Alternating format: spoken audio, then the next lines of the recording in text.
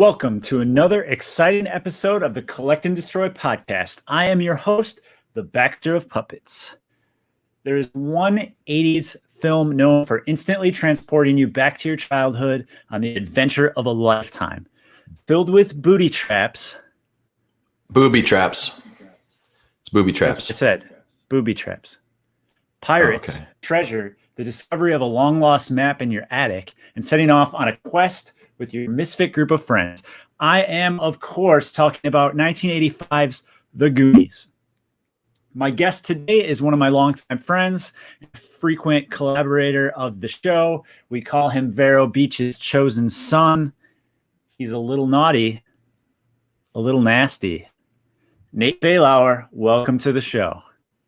Hello, Baxter. Excellent to see you as always, my friend. What's good? What's new? Yeah, what's going on? Well, as you said, I'm still in Florida for a couple weeks here. And I got to tell you, man, I've been having some adventures. The latest one has been actually an undersea adventure. If you recall, I just recently got certified as an undersea scuba diver. So I've been hitting the ocean a couple times. And that's awesome. That's definitely a very intense sort of adventure sport that I've recently got into, and it's pretty amazing. Yeah. Very awesome. It's very in line with your interest of James Bond and such. Yeah. I'm kind of training to be possibly a secret agent here. I'm still kind of deciding. There's definitely a chance, though. So, anything? I always like to ask the question: what have you been reading, watching? I've been reading. I just finished a really great book by Andy Weir. He's the guy that wrote The Martian, if you recall. That turned into a movie. Yeah. Matt Damon. He just wrote a new one that's called Project Hail Mary, which is pretty awesome. It's like extremely sciencey science fiction stuff about this guy. I don't want to spoil it, but it's about this guy that's basically wakes up with amnesia and he's in a rocket ship flying through space, and he's got to discover how he got there and how to finish the mission that he was sent out on. So it was a great book. What was the title of that book again? Project Hail Mary. All right. Yeah. What about watching? Watching, little TV here and there, a couple movies.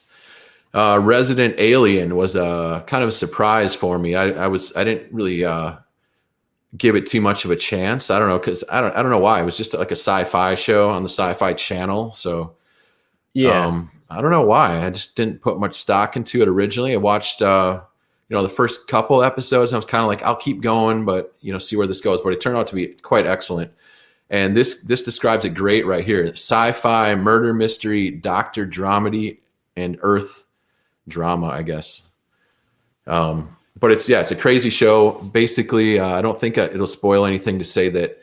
So Alan Tudyk, from like Firefly and a ton of other shows, plays this guy, and he's basically an alien pretending to be this doctor in this small northern town. So there's all sorts of hijinks about him, not knowing how to act on Earth and not knowing how to do his role within the community. Yeah. So it's funny. It's like, I don't know. It's funny and it's sci-fi alien shit, So yeah, I don't know. I dug it. Yeah. I mean, I think that you can't go wrong with Alan Tudyk. Like anytime he's in it, it's like certain actors, like when they're in something, you're like, they only select good roles, or they only end up in good roles. Right. I mean, just look at his face. I mean, it looks like an alien already. It's like, it's a perfect casting. Right? He's got that look with the eyes and stuff. Him in Firefly. Yeah. Gotta always shout out Firefly whenever we can. Yeah, great show.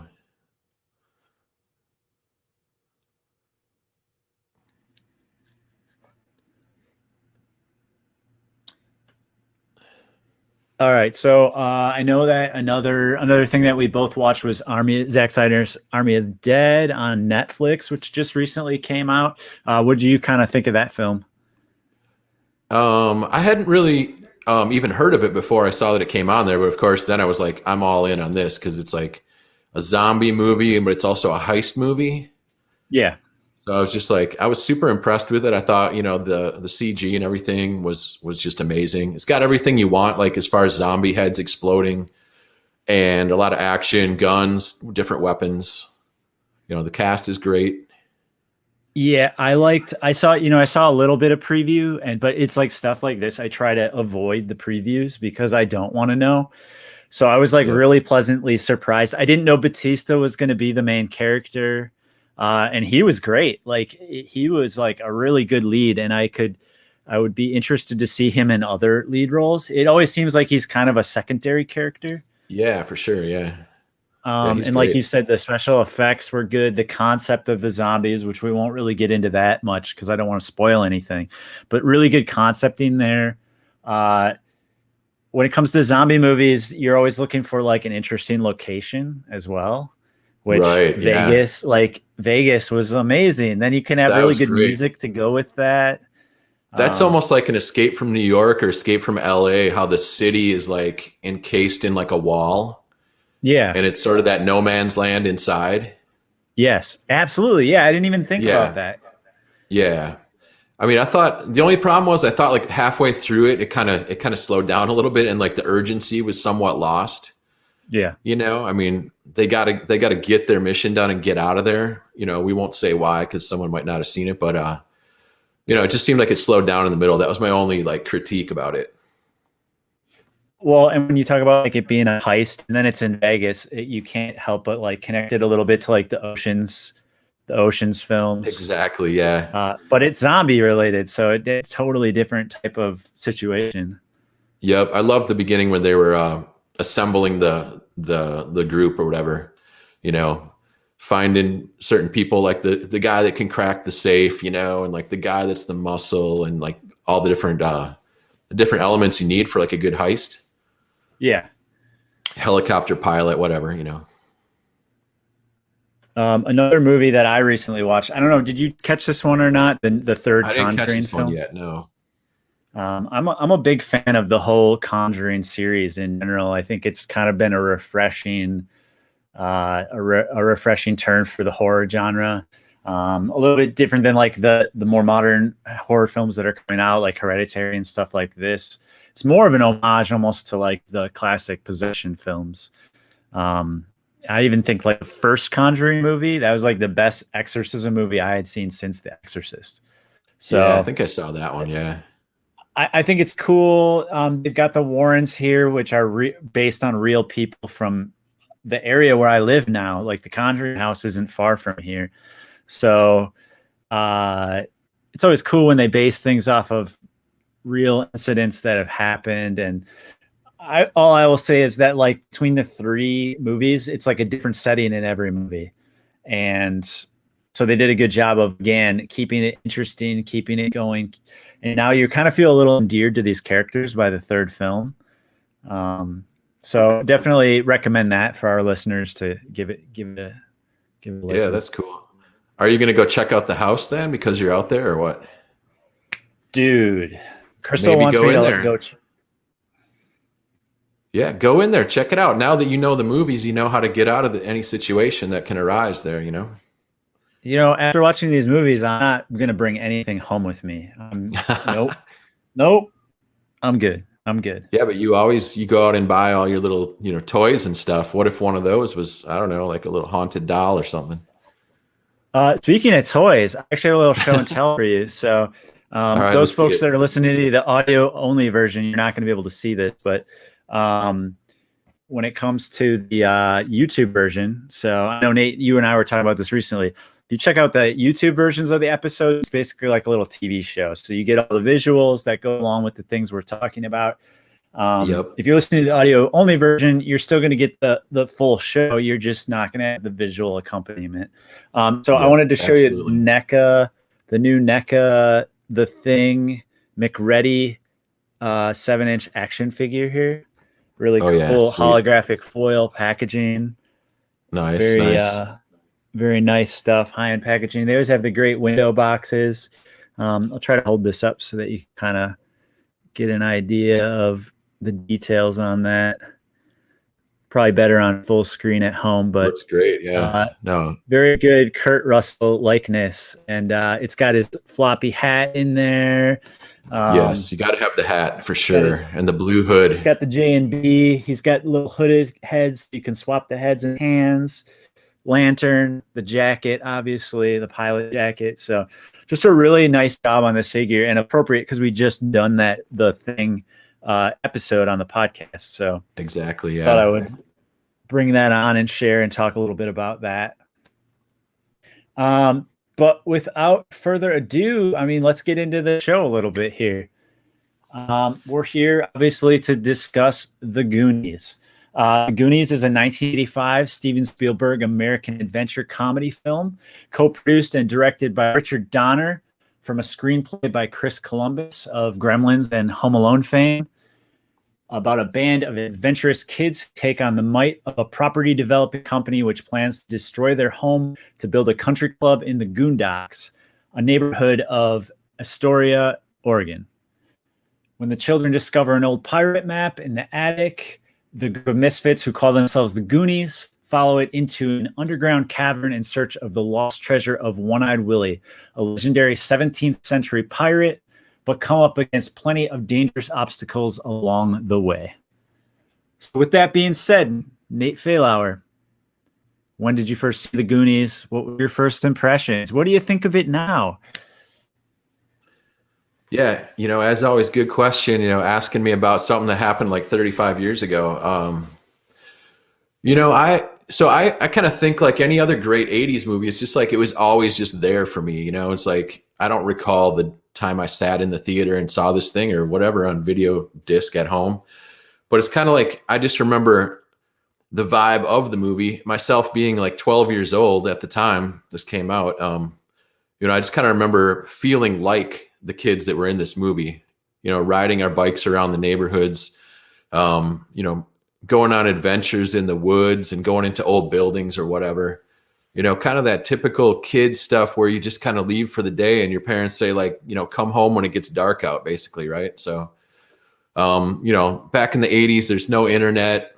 You have to just fend for yourself and find your own stuff to do each day. So that's kind of what I remember about it. Just kind of the general vibe of kind of feeling like, yeah, these kids are going on adventures, maybe we should try to see what we can find around the town. So yeah, I don't know. Yeah, I mean, I think that film encompasses the 80s, like it really is growing up in that same period.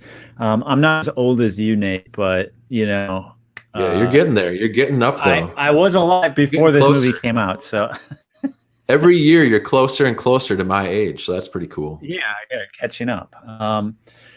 But I mean, I've been watching this movie since I was a kid. It was like a go-to. Like you never watch this. It's like Gremlins or I don't know what else. Like there's a lot of classics where you just put those on and you you're transported back to childhood of loving those movies and appreciating them, just ingrained into the fiber of my being. So, yep, exactly. Whether it's the first time I watched it or like rewatching it last week, it instantly transports me back to that time.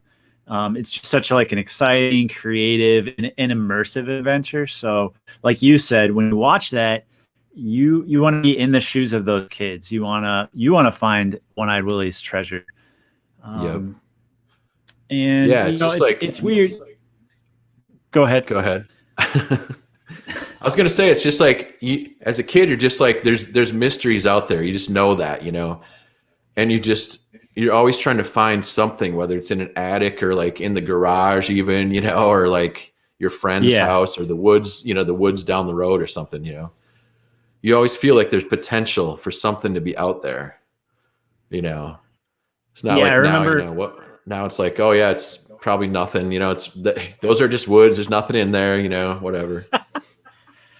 My parents, like when I was 5, they bought like a farmhouse in the country. And as I kind of grew up in the suburbs in the country, like I always would joke, I was 2 cornfields away from the elementary school.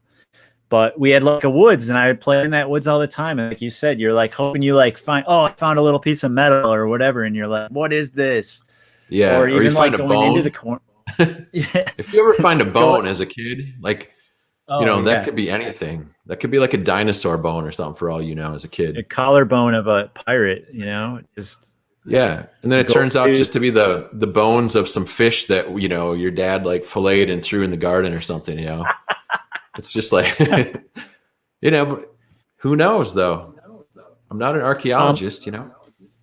What I appreciate is that the movie, even though it's like a time capsule of the 80s, it also resonates just as well today. It's not like, oh, kids these days would never understand. No, like if you presented this to a kid now, there's nothing in it that like forces it to be just an 80s movie. Yeah. It's very timeless. And last thing I guess I would say is that any movie that invokes that kind of feeling, I always compare it to the Goonies. So some of the more recent movies would be like Super 8. Remember that one? Super 8. Right. Yep. Exactly. Steven Spielberg. Stranger Things, the series, obviously a huge homage to the Goonies. You don't have Stranger Things without the Goonies. And then even like the latest part 1 and part 2, like that, you get kids on bikes in the 80s. Yeah. I was going to add the movie that came out shortly after this, Stand By Me, with also with Corey Feldman in that one too. Yep. Just kids like going on an adventure and like finding dead bodies. I mean, who didn't do that as a kid, Yeah, exactly. So let's dig in a little bit to the origins of the film. I mean, this is like a superstar. There's a superstar cast to the movie, but like think about superstar creators. Yeah. Just starting with.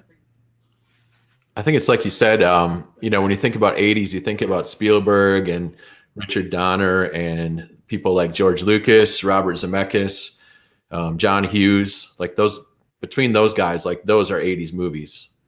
Yes. And so as soon as you see that Spielberg and Donner are involved with the creation of this movie, you're like, done, let's watch, let me get at it,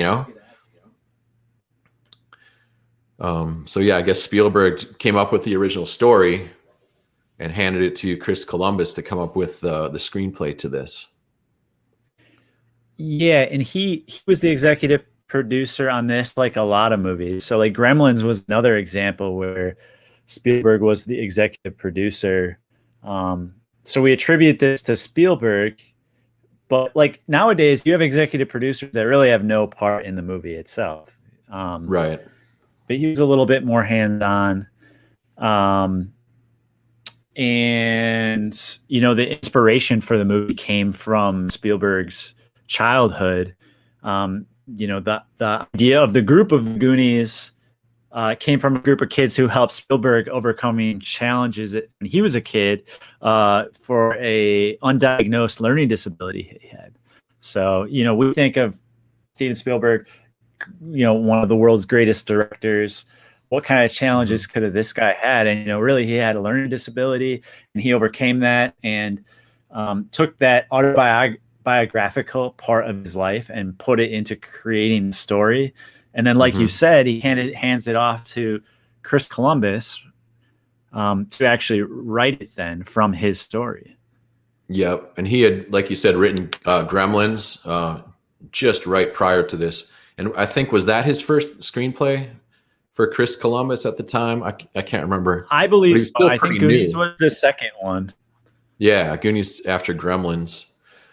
And I like to think that Spielberg also kind of was thinking about stuff, the sort of classic stories, that he probably grew up with of like, Peter Pan, or like even like, I don't know, I can't remember when these were written, but like the Narnia books, C.S. Lewis.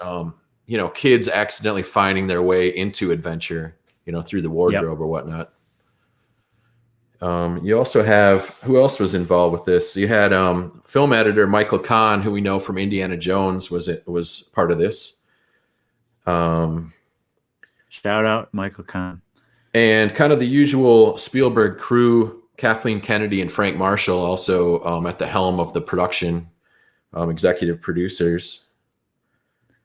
But yeah, overall, like the story is interesting because it's part, mob crime thriller. It's also part coming of age drama. You got the pirate adventure, obviously, and then you have the horror aspect of this monster that they find. So it's kind of a cool story how we kind of blended 4 genres almost in one. Yeah. I just found that part super interesting. And I know we're kind of jumping all over the place, but Chris Columbus, it was his second script that he had wrote. Okay, yeah. And he goes on to have an incredible career. Gremlins, Adventures in Babysitting, Home Alone, Mrs. Doubtfire.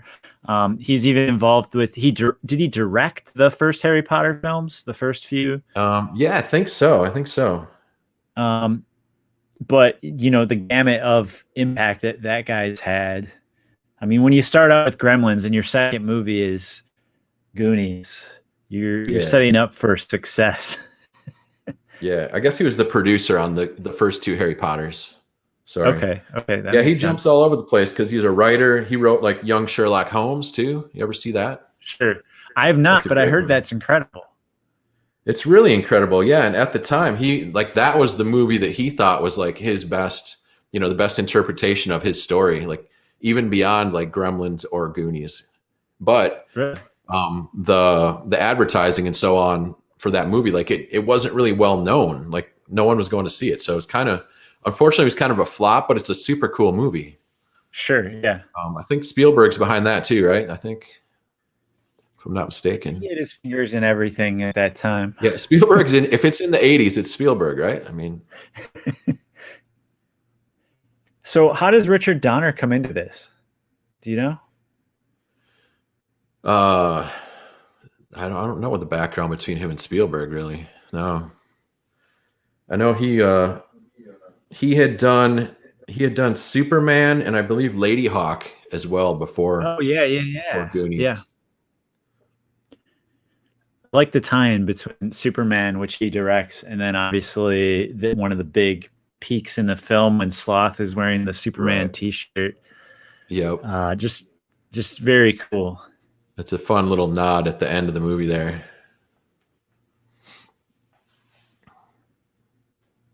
And then he went on to do Lethal Weapon as well, right? Yep. Yeah, the Lethal Weapon movies. Yeah, and all the main cast was pretty much all nobodies for the most part in this movie. Like as far as casting, sure. I think they had worked with maybe obviously Corey Feldman on Gremlins, but a lot of the other guys, it was like kind of their first movies ever.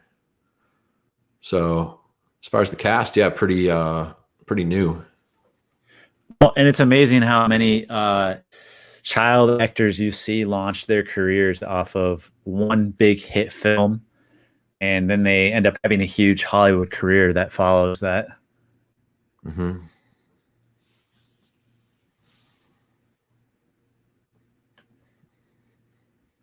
All right, so let's get into that cast a little bit and that casting for the film. We start out with some pretty heavy hitters when it comes to Hollywood. Folks like Sean Astin, obviously, who plays the lead, and Mikey Walsh. He's the de facto leader of the Goonies. He lives in the Goondocks of Astoria, Oregon. He's the youngest son of Irving and Irene Walsh. And his older brother is Brand, who we'll probably talk about next. He's asthmatic and never goes anywhere without his inhaler. And when he was little, Mikey's dad used to tell him stories of One-Eyed Willie, which, comes in at a very important point of finding the map in the film. Sean Astin, I would say he has had a very successful career from childhood to adulthood. And I think one of his key things is you may not think of Sean Astin for 1,000 different roles, but the roles that he has been in are so iconic, from Mikey Walsh to Rudy. You've got him as Samwise in Lord of the Rings. Most recently, he was in Stranger Things. So again, that connection of Stranger Things and the Goonies, he actually is in it as kind of the nerdy electronics guy, store guy, Bob Newby. How awesome and cool to see him still thriving. He's always just kind of this lovable, like soft guy, pretty much in every role. He's kind of this gentle kind of person, pretty soft spoken for the most part. Yeah, I mean, you never think of him as like anything but a good guy, right? Yeah. Innocent, good, wholesome. Yep. And then, like you said, his older brother, Brandon Walsh, known as Brand. All these kids have nicknames, you know, so his is Brand. He's played by Josh Brolin. And he's just kind of he's the older brother. He's, I think, like 4 years older. He just turned 16 right around the time of the movie. He's just failed his driver's license exam. So he's pretty bummed out about that. And it kind of makes him have to hang with the little kids. But he's kind of one of those guys that's cool enough. He can hang with some younger kids now and then. You know, he's a pretty good older brother. He obviously loves his younger brother, but he's an older brother, so he's going to give him shit. He's going to like punch him now and then or whatever. But the bond between them is strong, as we see in the movie. He sticks with him pretty much the entire movie. Josh Brolin, you may know him from No Country for Old Men, or he was actually in Deadpool. You love Deadpool. Yep, plays a little character named Cable. Yep, and most recently as Thanos in the Marvel Universe. So he's gone on a pretty long journey in his acting career. He looks a lot different, obviously in the Thanos character. He's more of a CGI created character in that whole movie. But it's interesting. It still looks like him. I was just thinking about this, but I think around the same time that this movie came out, his dad didn't star. He appeared as a special guest in the Pee-wee's Big Adventure. James Brolin. He played the Hollywood version of Pee-wee on the big screen. So Josh Brolin, Hollywood royalty. It's kind of funny, that connection. And actually, Sean Astin, since we're just getting off Sean Astin, he has famous parents as well. Patty Duke, right? Patty Duke's his mom. Yep. And his dad, or his stepdad, was the John Astin, who played Gomez on Addams Family. So we got some famous parents. I guess we can see like how they got into the acting world. This is actually the third podcast that John Astin has shown up in. Is that so right? He showed up in the Gremlins episode, the holiday episode. He was the janitor in Gremlins 2, as well as the game show host in European Vacation when we did National Lampoon's the Vacation series. So that's pretty funny. Pretty cool. We'll see how much more. We'll maybe we'll catch him a little bit more when we do an Addams Family episode. Awesome. I never would have expected that. Who would have known? The most famous actor in the film, I would say, is probably our little friend Corey Feldman here, who I don't know how many movies he had done prior to this, but this guy hard working in the 80s. Like he was wanted for every film. But Corey Feldman plays Clark Devereaux. You would know him as Mouth.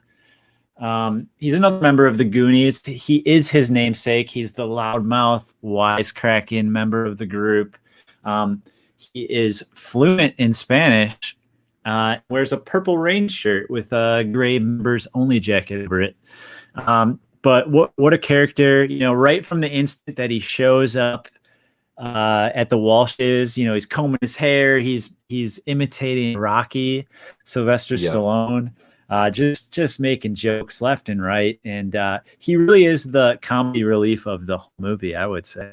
He is. I mean, he's just a smart ass. He's flirting with their mom. I mean, he's disrespectful to these elders. I mean, he's just this little jerk, basically.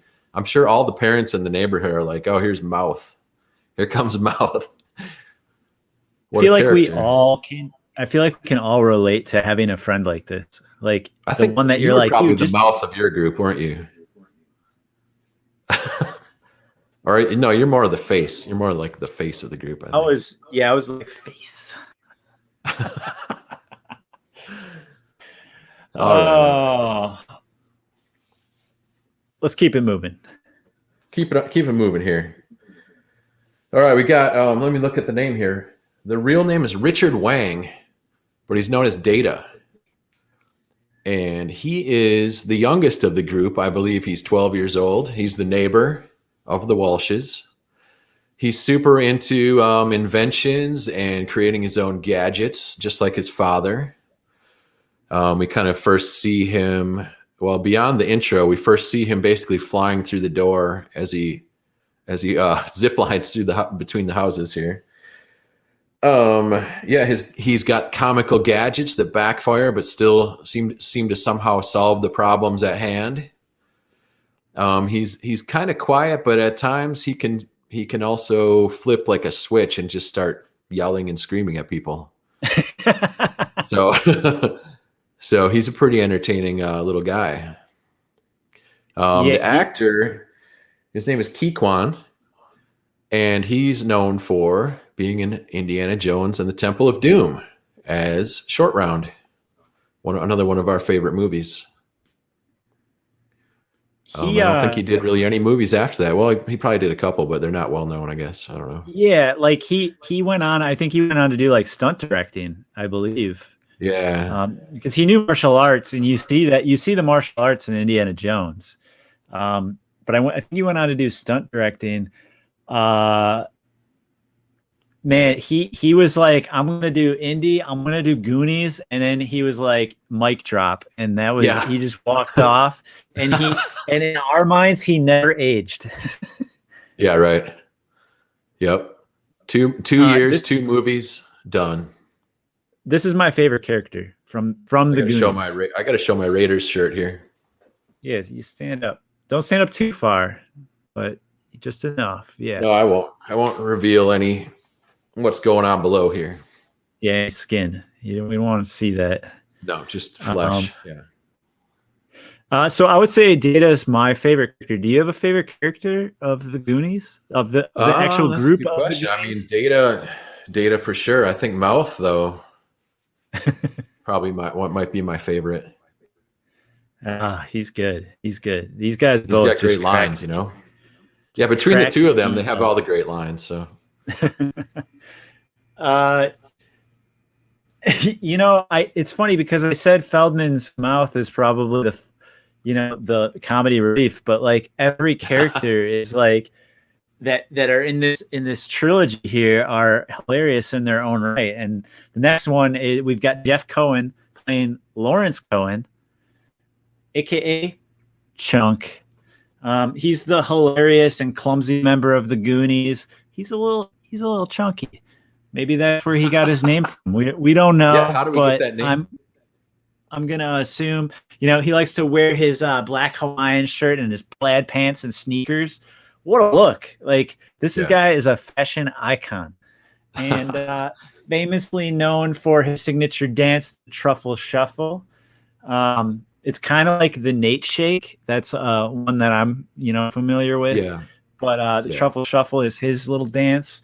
He pulls up his shirt and wiggles in place like the photo we've got on the screen, making a bunch of ridiculous and embarrassing noises.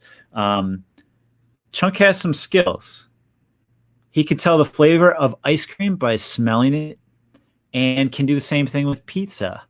In fact, his favorite type of pizza is Domino's pizza with everything on it. I want one right now. Yeah, he's amazing. He's a little clumsy, which actually is an advantage to the group at certain times. Absolutely. They get him to, if you need something dropped, if you need something smashed, you call up Chunk, and you hand him whatever you need. What a skill, we have Carrie Green as Andy. Full name, Andrea Teresa Carmichael. She is the innocent little cheerleader. Mostly kind of soft-spoken and timid. She is kind of prone to hysterics at certain times. She can kind of get a little wild in that respect. But she also has the skills with on the keyboards, with the piano stuff at the end. She does end up saving the crew at least once here. I think it's interesting with her. She's obviously Troy's girlfriend. She's wearing his tennis sweater here. We see that. Sure, and we see her riding in the car in the convertible. One of the outtakes, she's with him in the convenience store at one point. So she's obviously with this dude. But somehow she manages to have a date set up with Brand on the next Friday after this. So she's kind of, she's not maybe the most respectable as far as the dating scene. What do you think about that? I never thought Any about thoughts? it too much, but this movie has made me eternally like 5 years old. So, I'm not calling her a cheater, Troy? But I don't know. I don't know how exclusive, that's between them, What do you think about Troy? And I like Troy. And not Troy Tower, because we can often confuse Troy Tower with Troy from the Goonies. But what do you think of that? About Troy Tower, yeah. No, Troy. I don't know. I like him as a character. I mean, I think he's the greatest, like complete asshole, like prep, like jock, jerk. Yeah. He's got some great lines in the movie, and he's pretty hilarious. Somehow he's creepy. Like always, yeah. He's trying to angle the mirror to like check out the girl next to him. Whatever, we all do that now and then. But it's funny how he always ends up like in the peripheral of the action, right? He's always like either showing up or he's above them or he's a wishing well scene. We'll get to that, but I don't know. I think he's a cool character and he's funny. I think a big thing from the 80s was like the bad parents had the bad kids. Like, and that was one of the things in this movie. Like the developer, he's the son of the developers. I forget what Data says about him, but he's like, he's a bad guy or he's a cheat or something like that. I know Troy, which is what I say every time I think of our friend Troy. I'm like, he's a cheat. Yep. And they're definitely like, jerk alert. Troy's coming, right? Jerk alert. I don't know. We'll talk more about Troy later. We got a listener that wrote in, Troy, the character deserves to be cheated on, honestly. Well, that's a bold statement right there. Moving on to Andy's friend, played by Martha Plimpton, is Stephanie Steinbrenner. She's Andy's best friend. She dons a pair of glasses and mismatched fishing lure-inspired earrings and is often seen chewing gum and blowing bubbles. A notable line cut from the movie includes Steph offering to share her breath with Mouth once they're pushed overboard from the ship. The weird part about that is, despite that line being cut, reference to it is made at the end of the movie when her and Mouth kind of had their heart-to-heart on the beach. Good character, good friend, good like diversity to the cast to mix up like all these characters interacting. And I love the Mouth Steph connection. Yeah, it's definitely a love-hate kind of thing going on between the two of them. Yeah, she's got cool style. I mean, that's for sure. She's probably the least like stereotypical character in the whole cast here. Because she's just got like, is she nerdy? Is she cool? Is she kind of punk? I don't know. She has those big, really high top Nikes on. I don't know. She's an interesting character for sure. So something that was interesting is when we started prepping for this podcast, one of my friends, Mike, he had brought up the artist Bill Plimpton. Are you familiar with him? He's like an illustrator. Yeah. From the 80s. Well, yeah, a lot of MTV stuff. His last name's spelled differently, but they're actually cousins. Okay. So it was weird. I didn't know that her name was Martha Plimpton. I just knew it was Steph from the Goonies. So when I see the name, I look into the Wikipedia and I find out that she's actually related to Bill Plimpton, who did all the MTV animations that many of you listening are probably pretty familiar with. Yeah, those are cool. I always like those. Mama Fratelli. She is played by Anne Ramsey. And as soon as we see Mama Fratelli, we're like, I mean, I just remember being like, is this a man or is this a woman? I mean, she's just manly, masculine. She's tough. She's a badass. She's obviously the head of the crime family. Her sons just like cower before her. She's constantly, I mean, it's hilarious. The three of them are basically like the Three Stooges. Okay. It's like they're slapping each other for real. Like this is not made up. She might as well be hitting them with like throwing a wrench at their head or something like Curly and Moe. Yeah. Just hilarious slapstick comedy with her and the sons. Great one-liners. We'll probably have a couple of those in our favorite scenes coming up, but yeah, love her. Yeah, she's got. She's also in. Anne Ramsey was in Throw Mama from the Train. You know, again, here's Mama. We got Mama. Now we're throwing her off the train. I don't know. There's a theme there. When I think of Anne Ramsey, I think of this movie, and I think Throw Mama from the Train. And she had a long acting career, but it didn't really pick up until she was a bit older, which happens a lot. You know, people pick up at different points in their career. It's just unfortunate she had passed away, a bit too soon, right at the time where her, her fame was really picking up. Yeah. So let's talk a little bit about Jake Fratelli, who Mama Fratelli slapped in the face in the movie. And that's an authentic slap, just so you know. She actually wailed him in the face as hard as she could. It's pretty clear. Jake Fratelli is played by Robert DeVee.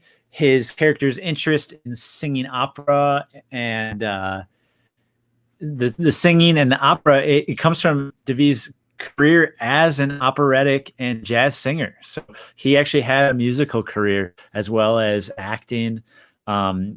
He most notably did the stunt work in the Slick Shoes scene where he's going across the log and all that. He did his own stunt work, which I think is always cool when actors step out of their comfort zone a little bit and do their own stunt work. Robert here, you would recognize him as FBI Special Agent Johnson in Die Hard in 1988. And then he also played the James Bond villain Franz Sanchez in License to Kill the year after Die Hard. And then lastly, Chief Phil Hyman in Predator 2. So chock full of 80s stars. Yeah. This guy's been in, and you didn't even talk about like TV shows, man. This guy's been in I so didn't much. even want to get into that. Yeah. No, don't even go there. We'll be here all night. Come on. He's been in everything. Yeah, great actor. Memorable face. He's kind of got the marks on his face. Like he's got the craggy look. Yeah. He's got that look that I'm sure has helped him get so many roles because he looks authentic. You know, I don't want to see a movie or a show where everyone's beautiful. I want to see somebody that looks like they lived life, that they were in jail faking their death. You know, that's the kind of. Yeah, I can't stand those shows where everyone looks like a model and it's just not believable. I want to see guys like him that look all beat up. Speaking of actors that have been in a lot of stuff here, we got Joe Pantoliano, also known as Joey Pants. He plays Francis Fratelli, the other one of the brothers. And coincidentally, the word Fratelli means brothers in Italian. I'm sure you knew that, being as smart as you are. So he's the other brother, and he's just like his other brother. He's just bumbling and clumsy and kind of, stuff doesn't go right. He's quick to anger. He'll just blow up at the smallest thing, and he'll get into, just like I said, they're punching each other. I guess in real life, he and Robert Davi, they were at each other all the time, like on the set as well. Like, so this wasn't really as much acting as like maybe more method acting, right? Like they were always picking on each other. Davi was like picking on the fact that he had toupees, that he was actually in real life, he wore a toupee. He was picking on him all the time. Yeah. So these two are at each other's throats anyway. So it kind of fit that the casting worked out for these two. Oh, yeah, he's another great actor. Sopranos, Hill Street Blues, La Bamba, Empire of the Sun, The Fugitive, NYPD Blue, Memento, and obviously Matrix. Bad Boys with his silly backwards hat. Like he's one of those characters that you You love him because you despise him so much. Yep. um, Yeah, he's got Not the so round glasses. despicable. Not so despicable in this movie. More comedic in this movie, I would say. But uh, yeah, what a great He always actor. plays kind of a sleazy, salacious, kind of greasy, backstabbing kind of guy, though. Pretty much every Great movie. accent. He's got that great accent that, kind of high pitched, kind of annoying. Yeah. Next, we've got Mary Ellen Trainor as Irene Walsh. She's Mikey and Brand's fussy mother. She broke her arm, so that's why they got to bring in Rosalia to help with the packing from moving from their house. Um, her significance is that she's best known for her role as the LAPD psychiatrist, Dr. Stephanie Woods, in the Lethal Weapon films, as well as the newscaster Gail Wallens in Die Hard. So the connection there is Lethal Weapon. That was Richard Donner again. So you got from Goonies to Lethal Weapon. And then I think, Nate, anytime that we can bring up Die Hard, we're going to bring that into our podcast. Anytime, yeah. I'm surprised we haven't done a podcast on Die Hard yet. Come on. We got to save that for Christmas. Cards right. Save it for Christmas time. Christmas movie. Oh yeah, I was going to say, if you play your cards right, maybe Santa will bring that for you, Nate. Okay. Mary Ellen Trainor also was in Romancing the Stone, The Monster Squad, Death Becomes Her, Forrest Gump, and Freaky Friday from 2003, the remake. So she's had quite a career and been in some really substantial movies, even though you probably don't know who she is. I think sadly she passed away from cancer not too long ago. So, and speaking of people that passed too soon, we got Sloth. I forget where, I must have missed that in my notes here. But yeah, Sloth is played by who's he played by again? John Matuzak. John Matuzak, who was born in Milwaukee, which is noteworthy to us, especially being Milwaukee guys originally. Represent. Neither of us are in Milwaukee, but that's the homeland. We'll do one of these hearts for Milwaukee right here. It says Wade Whitman would say the fatherland. Yes. Then in the 70s, he was a football player, and he happened to play for the Raiders, and I think he took him to 1 or 2 Super Bowls. Possibly. Yes. He was with a lot of different teams, but the Raiders was like his team that he really had success with. And then he went into acting and ended up in the Goonies as Sloth. Sloth is the son of Mama Fratelli. He's the third brother, I should say.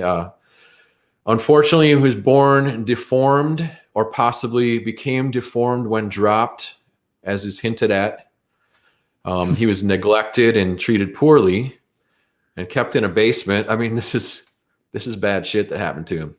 Kept in a basement, fed scraps or whatever from the table, basically treated like an animal. Terrible stuff.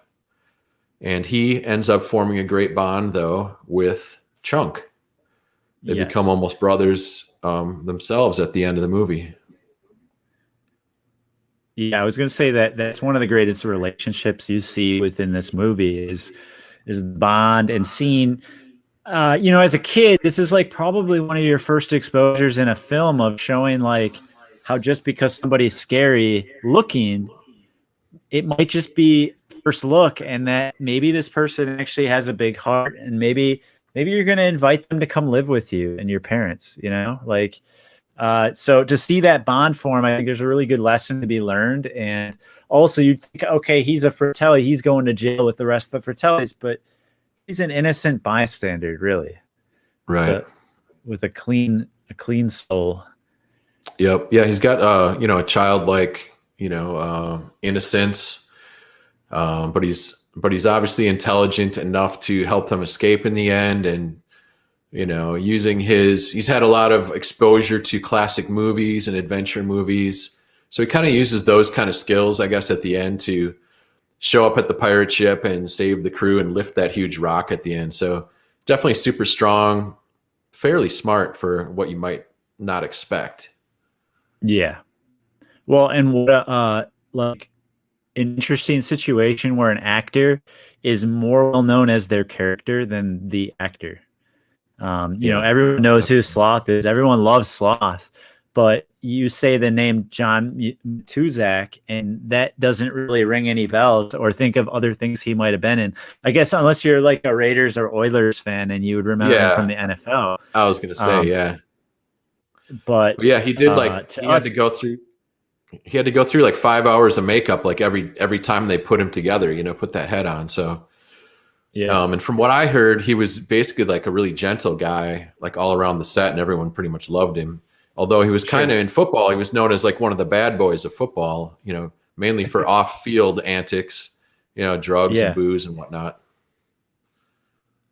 Wow, that's impressive. Let's Hmm. move on to the filming and production of this movie. Principal photography on the Goonies began on October 22nd, 1984, and lasted 5 months.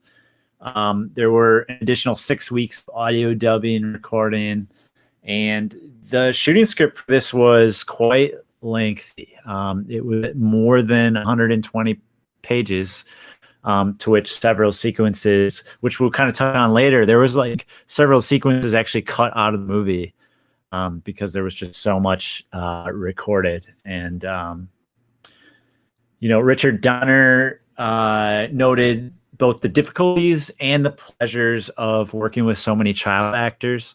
He praised them for their energy and excitement, but also said they were also unruly when you brought them all together, which you can imagine. I mean, you got all these kids who haven't really done a lot in Hollywood, and you bring a bunch of kids Yeah. together. It's like herding cats. Like, Yeah. I kind of feel like, the personalities of the actors as far as the kids, that's pretty much what you saw on the screen, how these kids yeah, are. Um, so yeah, you can just imagine like just even non-shooting times, just these kids yelling at each other like constantly, just like we saw on the screen, like just bickering at each other, punching, jumping on each other, just messing around in general. It's got to be a pain in the yeah, ass. I also, when you think about it, the kids being as young as they were for shooting, they were only allowed to shoot like 4 hours a day.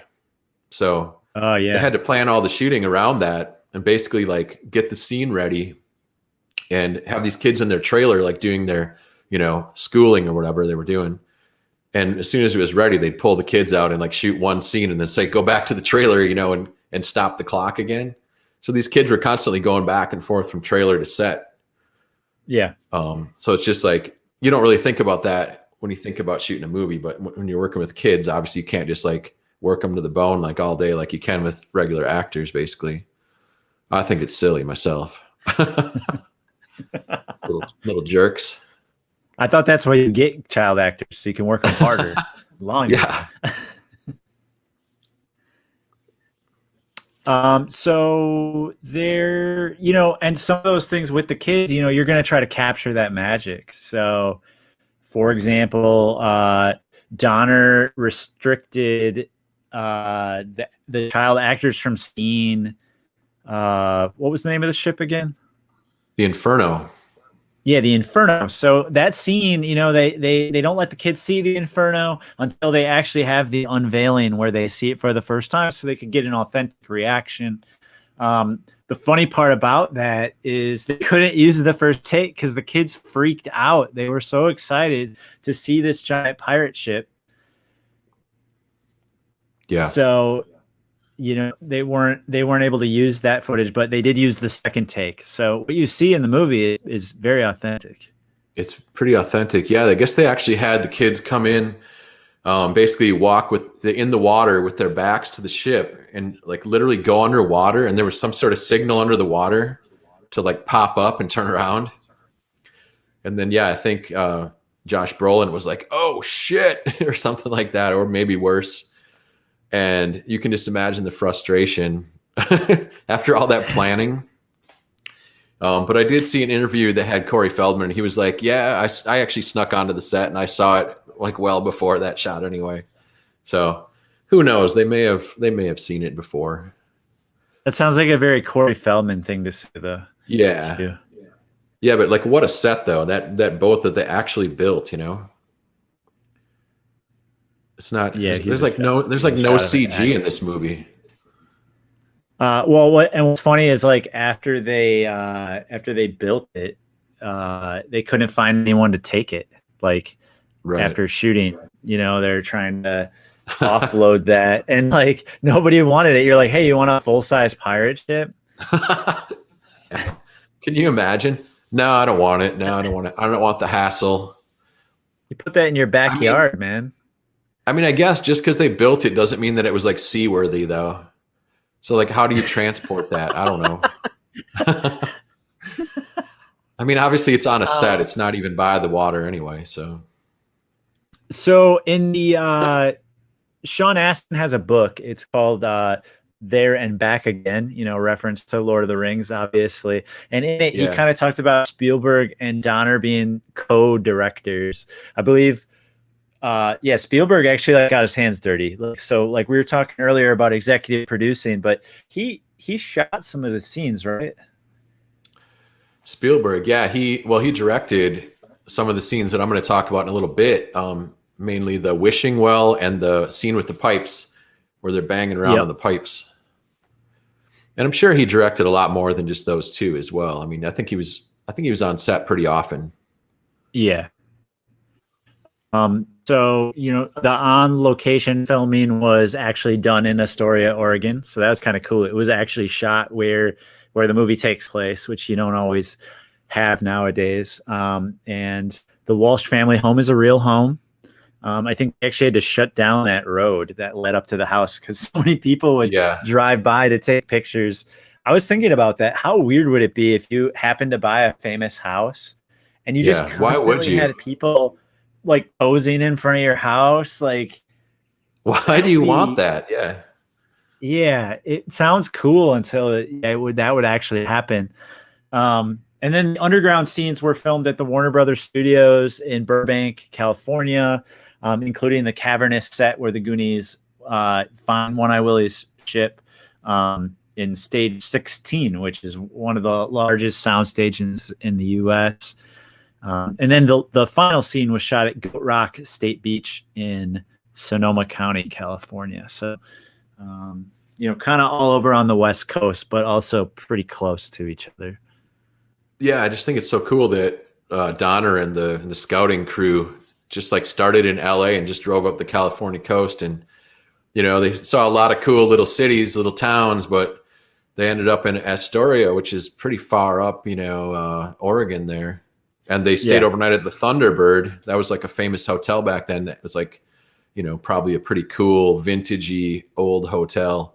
And they woke up in the morning and came out, and it's just the sun was coming through the rain, and they were just like, "This is Goonies got to save this town right here." It was like the town.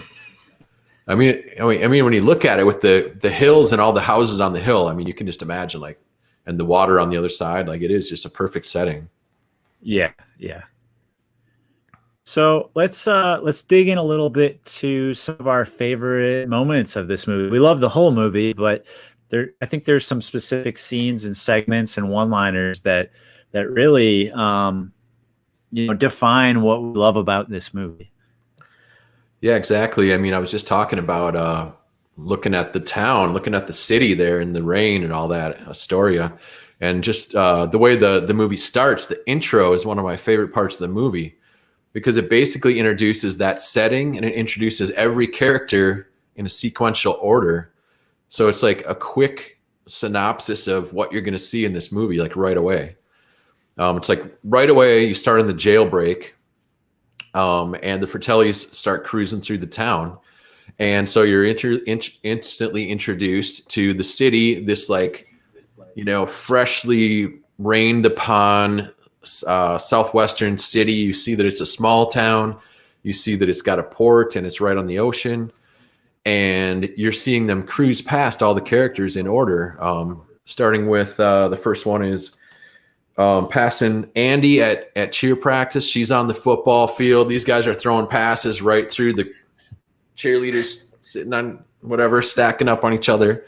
The boom box right there is awesome. Then you see him cruise past Rosalita in the street, and she's getting all spun around. Then the next one is awesome. You see, they cruise past. Mouth's dad is a plumber, and his company's called Mad Jack's Plumbing. You see his truck, and they're up there working on the plumbing stuff. Mouth is watching something like an old chase scene on the black and white TV there, and he mistakes the cars going by for something that's actually on screen. So he turns it off and he's slapping the TV. Then we go past Steph is diving for a crab for some reason out of this giant vat. I don't know why, but she's like, her head is completely underwater. That's what they do in the Northwest. I guess that's the preferred method of catching the crab. How you get your dinner. Then we see Chunk at the arcade, classic scene, playing an arcade game. He gets so excited, he slams his pizza and his strawberry milkshake against the window and just presses up against the glass. And it's hilarious. He's like, "Oh shit." He's like so excited to see the chase scene. I think he's the only one other than maybe Rosalita that actually sees the chase. Everyone else, they drive right behind him. And then they end up, the Fratellis drop down to the beach, and there happens to be the 3rd annual ORV rally going on, which is like basically 4-wheel drive trucks. I guess they called them ORVs back then, off-road vehicle. Huh. And they join this race and they just take off down the beach, and like it's a perfect escape for them. They're gone. They get mixed in with the other trucks. So I just think that's all amazing. And the music right there, that the way that theme song just like pumps up right away in the beginning. It's that playful little 80s kind of sound. And that just leads us right into the opening scene with the Walsh house. And interestingly enough, if you look, I never noticed it until like my 3rd viewing recently. If you look closely, you can see the Fratelli's truck driving up the little valley right below the Walsh house in the opening scene. So check that out next time you watch. So when they're all getting to the Walsh house and like Chunk's outside and everything, there's all sorts of like contraptions outside their house. First of all, I have to ask you, Nate, why are those there? Who built those? Yeah, well, I have a theory on that. I think it could have been, since they were right next door to Data's family, I think it could have been Data helping them and maybe his dad like build this thing sort of as like, in the style of their inventions and their machines that they build. Yeah. So I think it was probably like a co-op kind of thing going on. But it's certainly the most. And go ahead. It's definitely like kid. I was gonna say it's like definitely something as a kid you're like, wow, this is so cool. As an adult, I go, why was that there? Like, it's cool, but what does their dad do? Like, is he an inventor? Like, what's going on? Yeah, I think as an adult too, you're probably like, how would their parents let them create at the front of the house this entire huge system involving a bowling ball and like a balloon that pops and a random chicken that has to lay an egg in order for the gate to open. If that chicken doesn't lay an egg, that gate's staying closed. Yeah. So, I mean, this is just an amazing, like, basically looks like junk probably to anybody walking past, but it's actually a machine. So it's pretty awesome. And obviously, like it says here, obviously based on Rube Goldberg devices, the famous. Yeah, I had to rewind and pause a few times to catch this because I was like, I think that said Rube G 83. Like and it's a cool little thing if you catch it because it's Rube Goldberg contraption. So. So one of my, soon after this, everybody gets to the house. Mrs. Walsh comes home again. For some reason, her arm's broken. It's in a sling. So she brings this woman, Rosalita, over. She's hired to help them pack until Mrs. Walsh's arm is healed. So after the rest of the friends arrive, they hang out and they're soon visited by Irene and Rosalita. Mrs. Walsh asks for one of the boys' help because Rosalita doesn't speak English, and Mouth volunteers as he himself says he speaks perfect Spanish. But the funny part isn't just that he volunteers himself to translate. He actually goes around the house with the two of them. And as Mikey's mom explains stuff, Mouth is translating. So, he's like, his translation is the marijuana goes in the top drawer, cocaine and speed go in the second drawer, and the heroin goes in the bottom drawer, as he's pointing to the dresser. Yeah. And then the last thing he says to Rosalita is always separate the drugs. Of course. This is all in Spanish, of course, and we see it via subtitles. And then right after that, they're walking through the hallway, and Irene Walsh, Mikey's mom, says, "Now, Rosalita, this is the attic. Mr. Walsh doesn't like anybody up here ever. I guess that's why it's always open." And Mouth translates that to "never go up there. It's filled with Mr. Walsh's sexual torture devices." So, that whole segment is definitely one of my favorite moments and definitely on brand for my type of humor. Mouth is I love her reactions too. Mouth is just on a roll, and everybody thinks that he's helping when he's actually just scaring this woman half to death.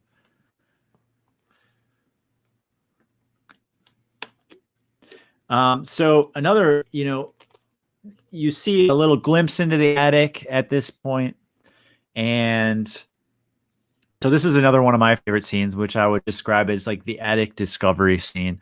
They go up there, they find the map, they find all sorts of weird devices. Again, I ask more questions. I'm like, why are there these like I don't know what you call those, the I don't know, those electrical orbs, those sort of static lightning ball orb things. And of course, there's like 3 of them up there, and they're all plugged in. They just happen to be plugged in, and they pop to life, and all the kids are touching them. I mean, what does that have to do with pirates?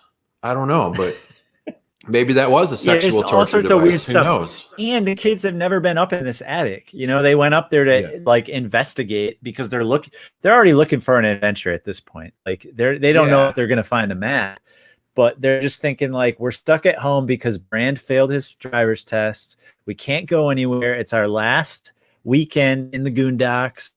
Let's try to find something fun to do. So we'll go up to the attic. This is where they discover, One-Eyed Willie's map, and they hear the story, and Mouth is putting his tongue through a painting and asking for a warm liquory kiss. Love it. And you have no adventure if they don't find the map. So that's another part of why I like this scene so much. Yeah, I think they were implying that Mr. Walsh was storing pirate memorabilia up there because he was doing a what would you call it, a presentation or whatever, where he worked at the historical historical center. Which they drove past later or something. No, they drove past on their bikes a little bit later. I want to say one more thing before we leave the Walsh house and move on. Sure. Like you just touched on, the whole premise is that they're bummed because it's their last weekend before all of their homes get taken over to be demolished and turned into a golf course, right? By certain companies. I can't remember the guy's name, but I mean, it's pretty funny that they're going to put a golf course there because basically what you see is like cliffs that drop into the ocean right there. But whatever, it's happening. But there's one of my favorite lines right there when those. Do you remember I can't for the life of me remember the name of the evil guy. Anyway, those guys. So those guys leave. The guys that are developing. You just call them the developers. The developers, whatever. So those guys are leaving, and Brand. Dad. I call him Troy's dad. Troy's dad, yeah. So those guys are leaving, and Brand goes, "I hope they make this place into a sand trap." And Mikey goes, "And never get their balls out." I just think that's like a great line. I don't know why. Yeah, you're a fan of ball humor. I know.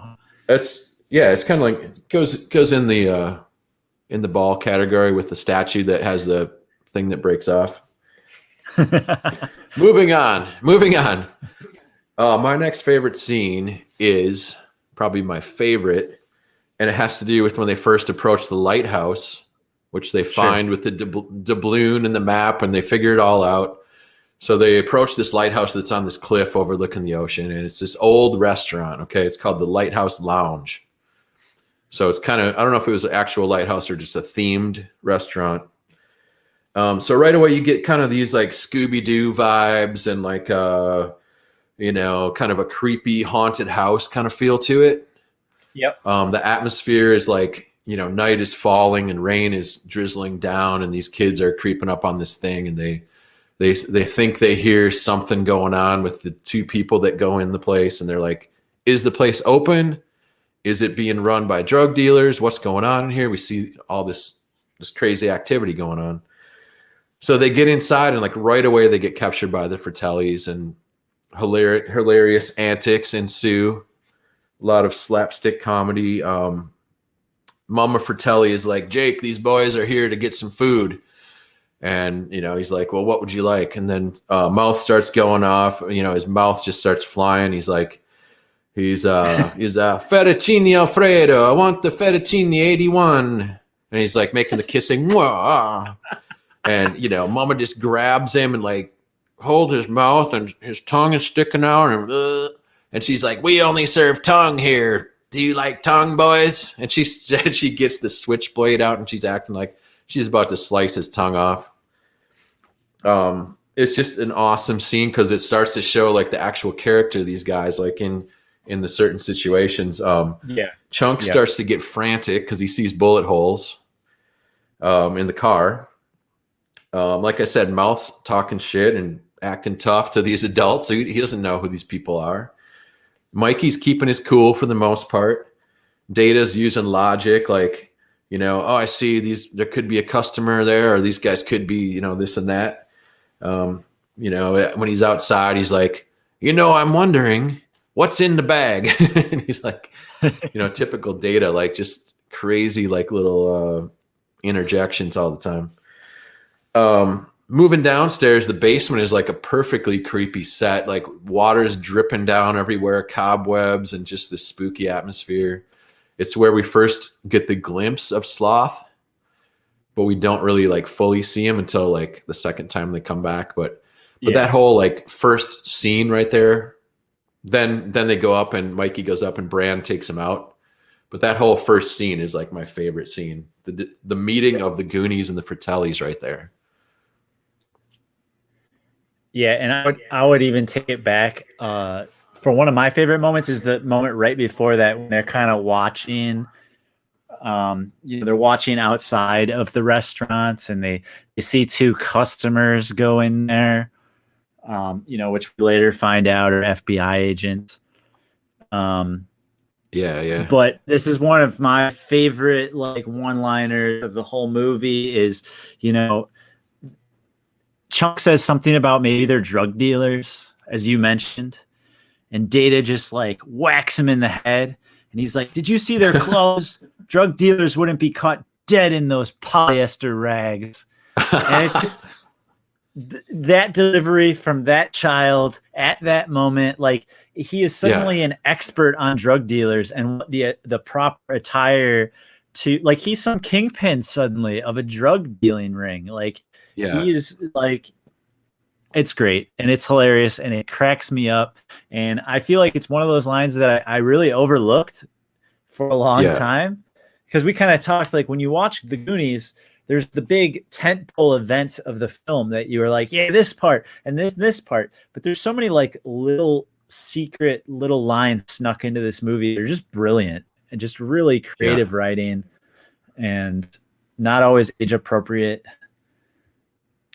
Yeah, like you said, his delivery sometimes just like, it's like so serious, like those can't be, this got the polyester pants. Or like I said, I'm wondering what's in the bag. It's like he's so serious all of a sudden. Yeah. But yeah, like I was talking to you before, it was like, that's a scene I didn't notice. Like I knew there was FBI agents that came to the house, Yeah. just from like reading about this movie. Like I never noticed because they're like so small on the screen. You never get a close up of the FBI guys until you see the stiff downstairs, right in the basement, Yep. in Yep. the freezer. Yep. Oh, one more thing. One more thing about the upstairs. It's so funny when the waters come out. They're like this brown liquid, right? And she's like, and they're like, "Are these waters?" And she's like, "They're wet, aren't they?" It's funny when they leave later, one of them is empty. So I'm just wondering, like, somebody drank it. I guess I don't know. Just one more thing I thought was funny there. Then there's a series. Mouth was pouring from glass to Mouth, glass. yeah, you're right. It could have been a combined glass. You're right there. Yep. Yep. My next favorite part is kind of a combination of two. I kind of took two scenes here. You know, it's just my way. That's you try to take more screen time. I try to take a little more. I try to go a little more deeper.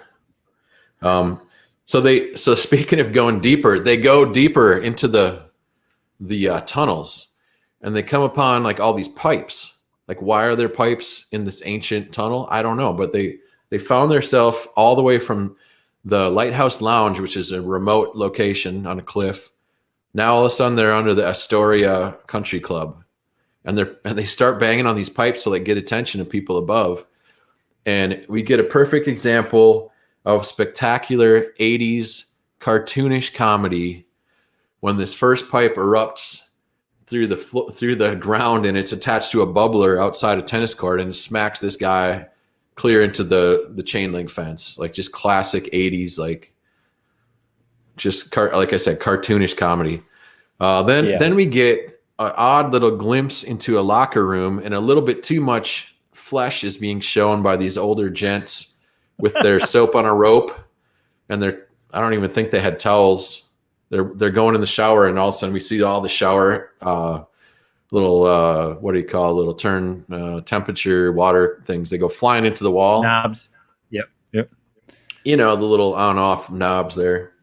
Yeah, that got a little too close for comfort. A couple shots there went down by waist level there.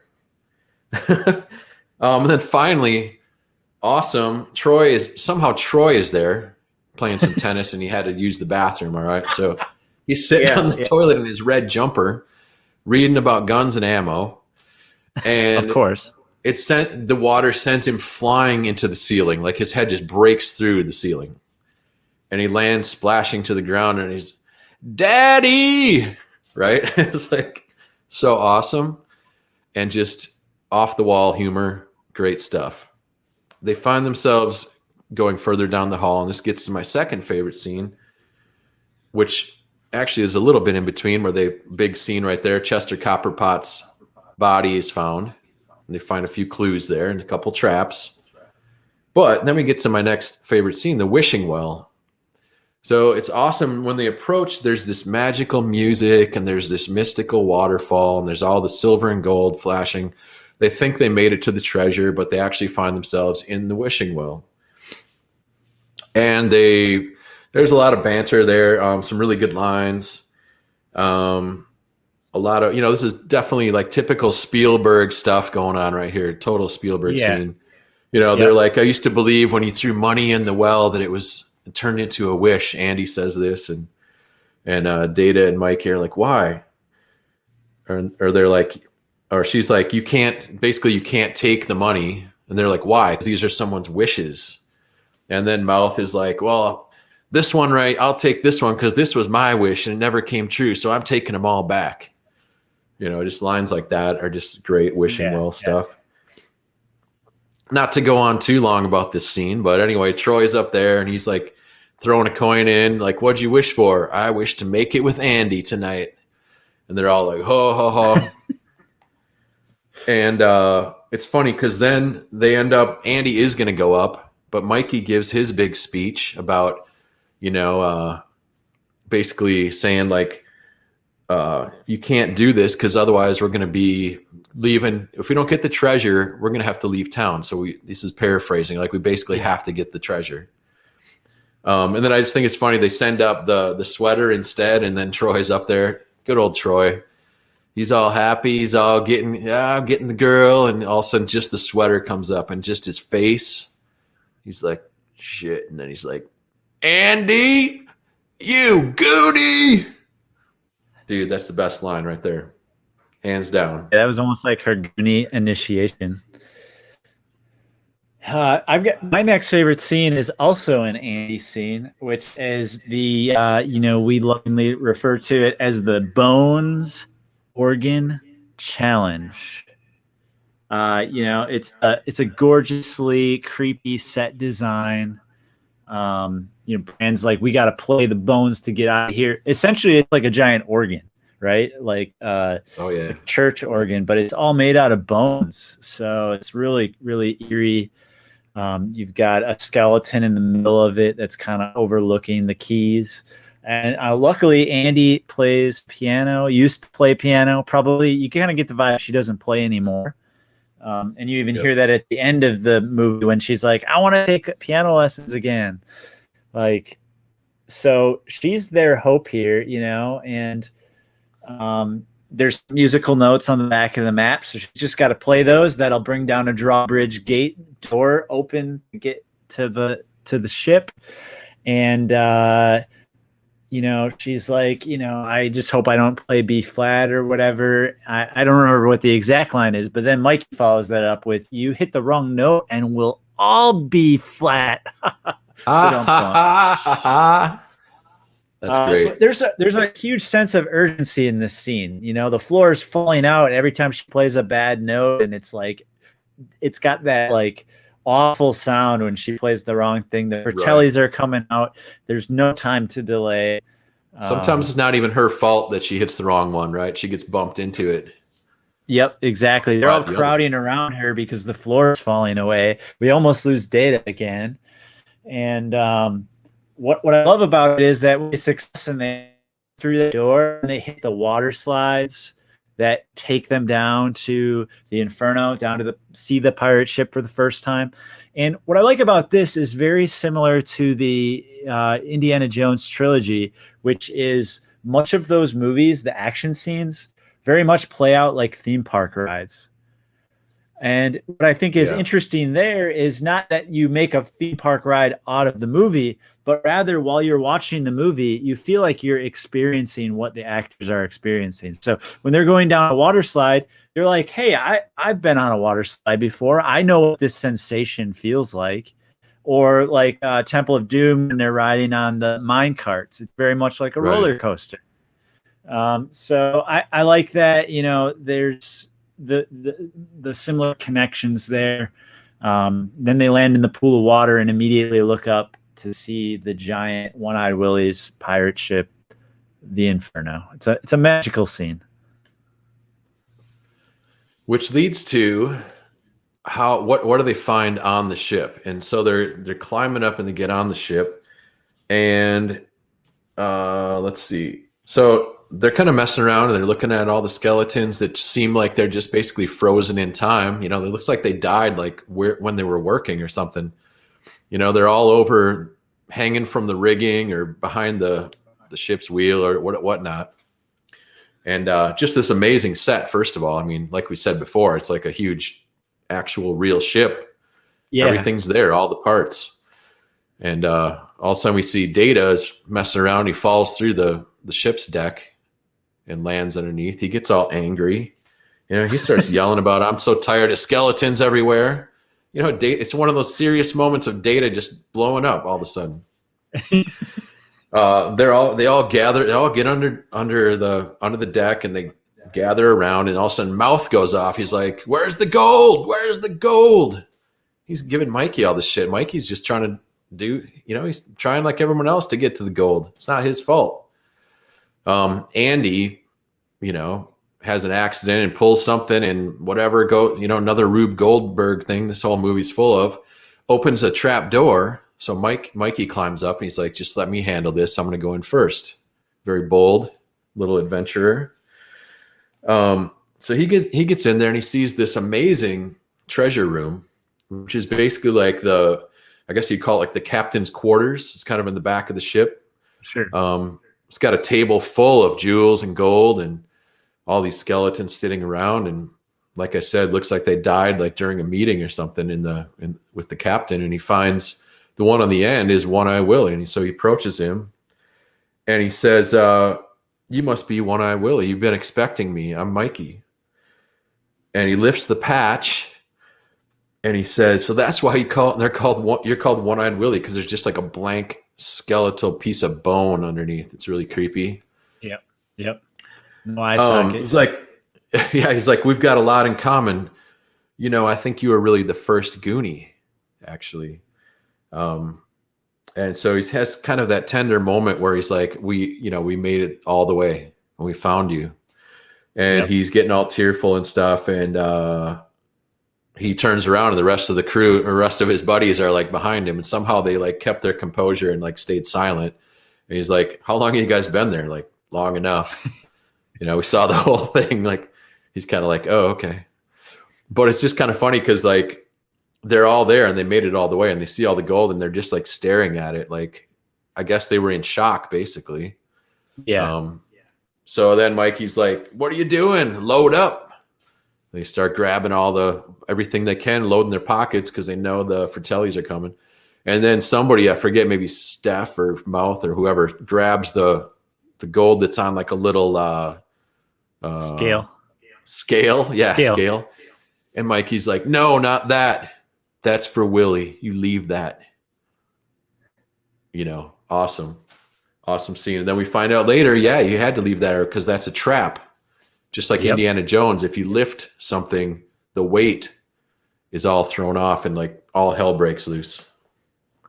Yep. There's so many parallels between this and Indiana Jones in the style of the booby traps, the booty traps, the booby trap, action.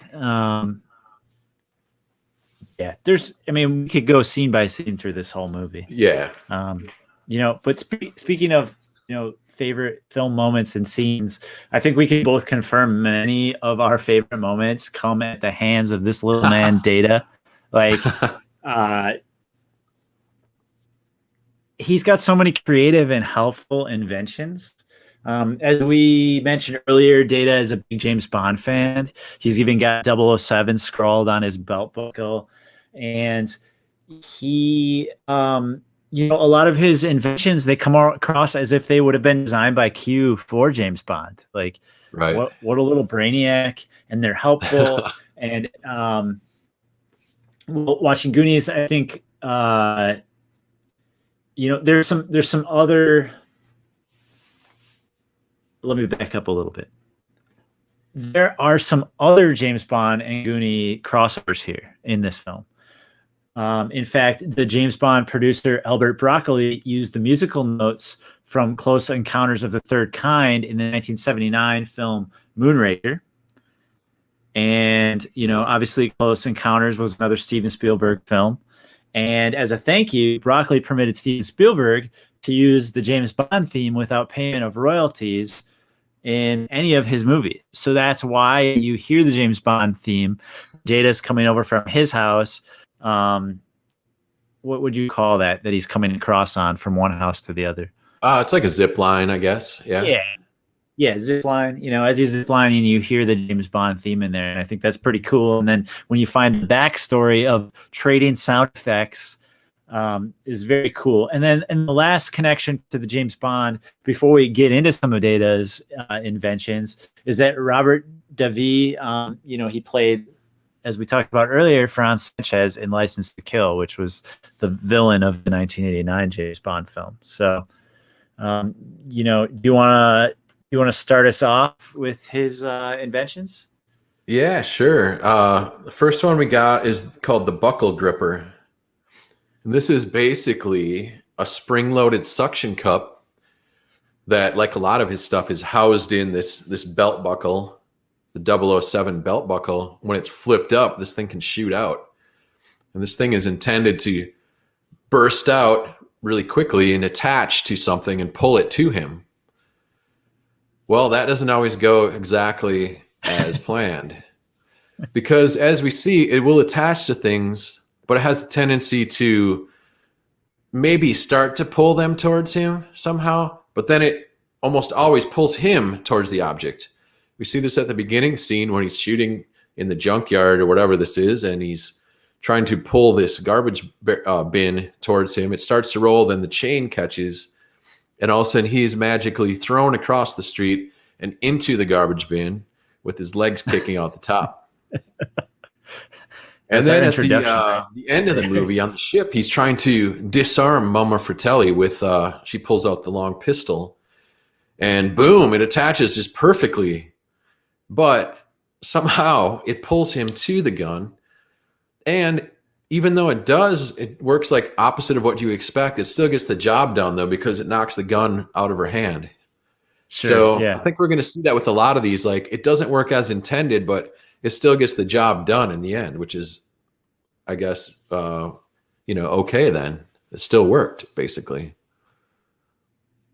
The second data invention would be the bully blinders, which when they need some light, he's like, light, I got light. I'll bring you some light right here. And he had these like 2 giant flashlights that come out of his jacket. And he was talking about some kids like picking on him, and that's why he got these lights so that he could blind. But as you said, things don't always work out as intended, and batteries die soon after. But pretty cool and effective invention, even if it was short-lived. Yeah, I mean, he actually ends up blinding his friends instead of giving them light to see by. They end up being more blinded even than they were before. So that maybe they're bullies. Too well. Maybe he has the ability to detect bullies as well. Yeah. All right. Next, we have pincers of power. These are, I don't think these are so common anymore, but the little chattering teeth. Yeah. Very classic toy. Would you call that a toy? Yeah. A novelty toy. It's a novelty toy. It's a little wind-up pair of chompers that will rattle around. Well, he's got them attached to a long spring. This spring must be about, I don't know, maybe 80 yards long. And it's coiled up in, I forget if this one comes out of his chest. No, this one comes out of his sleeve. So he has a control panel on his chest, and he can flip little knobs and little levers, and then out of his sleeve comes this long spring with this chomper on the end. And this thing has enormous gripping power, so much that it can actually save him from when he's falling in a pit with bamboo spikes at the bottom. He shoots this up and grabs onto a stalactite and pulls himself to safety. So that time it worked, I guess you could say, perfectly. Later, though, he also uses it to basically hit Francis right in the groin with it and chomp onto him. So that one, I mean, I guess it works. This is a gadget we could, I guess, say that's successful. My next invention was successful and unsuccessful. Probably when it was needed the most, it was successful, which is this one's called the Punch Out. And it is essentially a boxing glove that comes out on an extension arm. And he used that to punch Jake Fratelli right in the kissa. Face. Later, it was unsuccessful as it came out and hit himself in the face. But, you got to test things out a little bit. Everything's not going to be a home run every time. But, I appreciate the ingenuity. Next one is called Slick Shoes. Now, Data wears a pretty sweet pair of Nikes. And Slick Shoes are essentially, he's got some compartments in the heels of the shoe. And inside these compartments is, I believe, I want to say maybe oil or grease or something slippery. Yep. And these can be opened by pressing certain switches on his chest plate.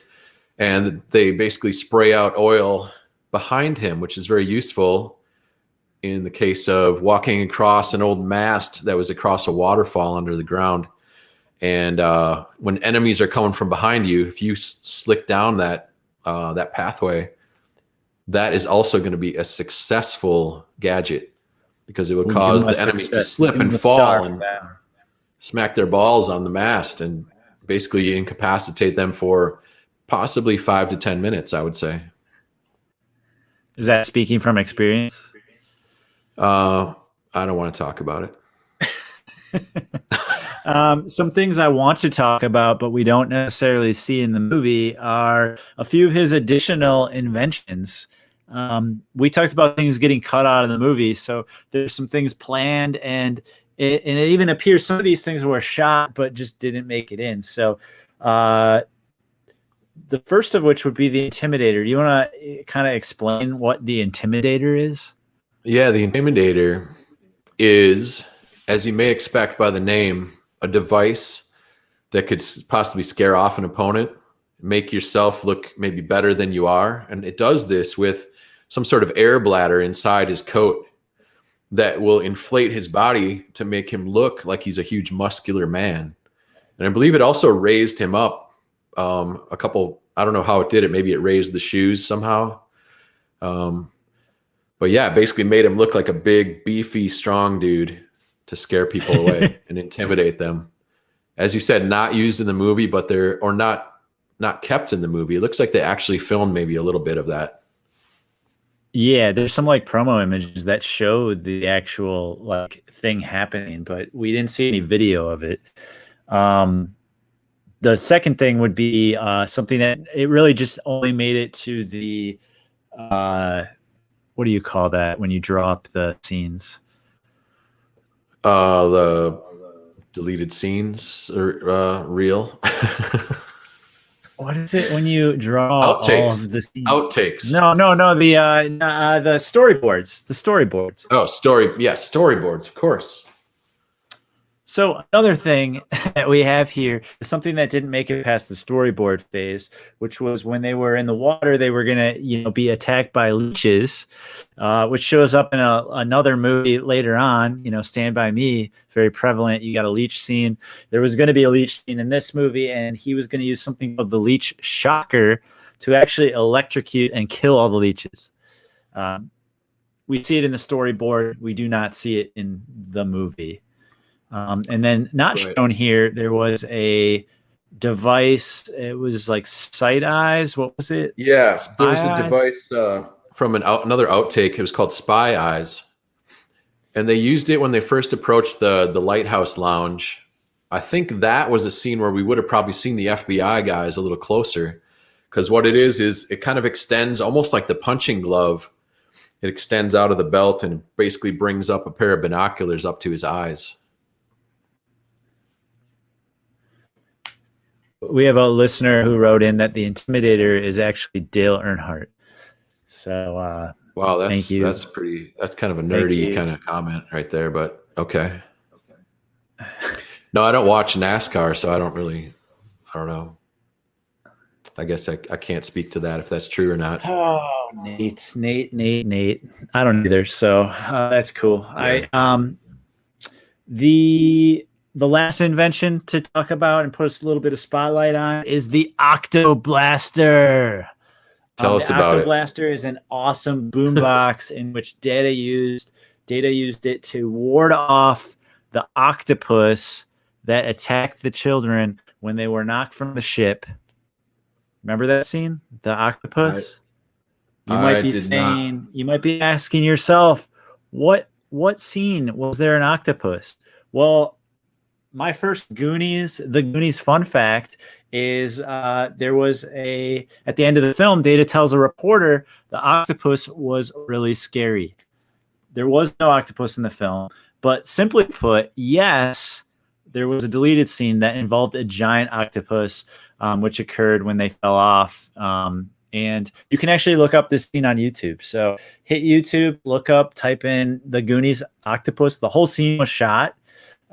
It's pretty cool. I wouldn't have been disappointed if this made it in the movie. Really? But what do you think? You don't think? I'm surprised you say that because I thought it was actually pretty horrible.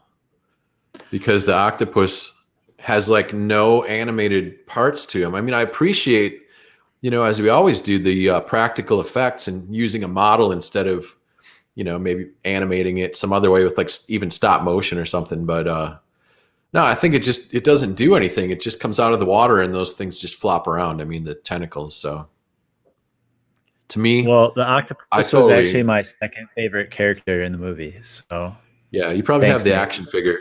behind you there Thanks, somewhere. I think I saw it on the shelf back there.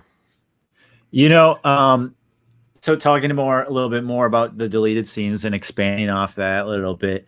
Mouth, played by Corey Feldman, was actually involved in all of the deleted scenes. So I don't know if he had a part in this happening, but there was a scene in the stop and snack scene where he notably snags the treasure map from Brand after he tries to take it and return it home. In the octopus scene, Steph slaps him, thinking he's touching at her legs. And then after she's dragged under by the octopus, Mouth tries to help her escape, only to be caught by it.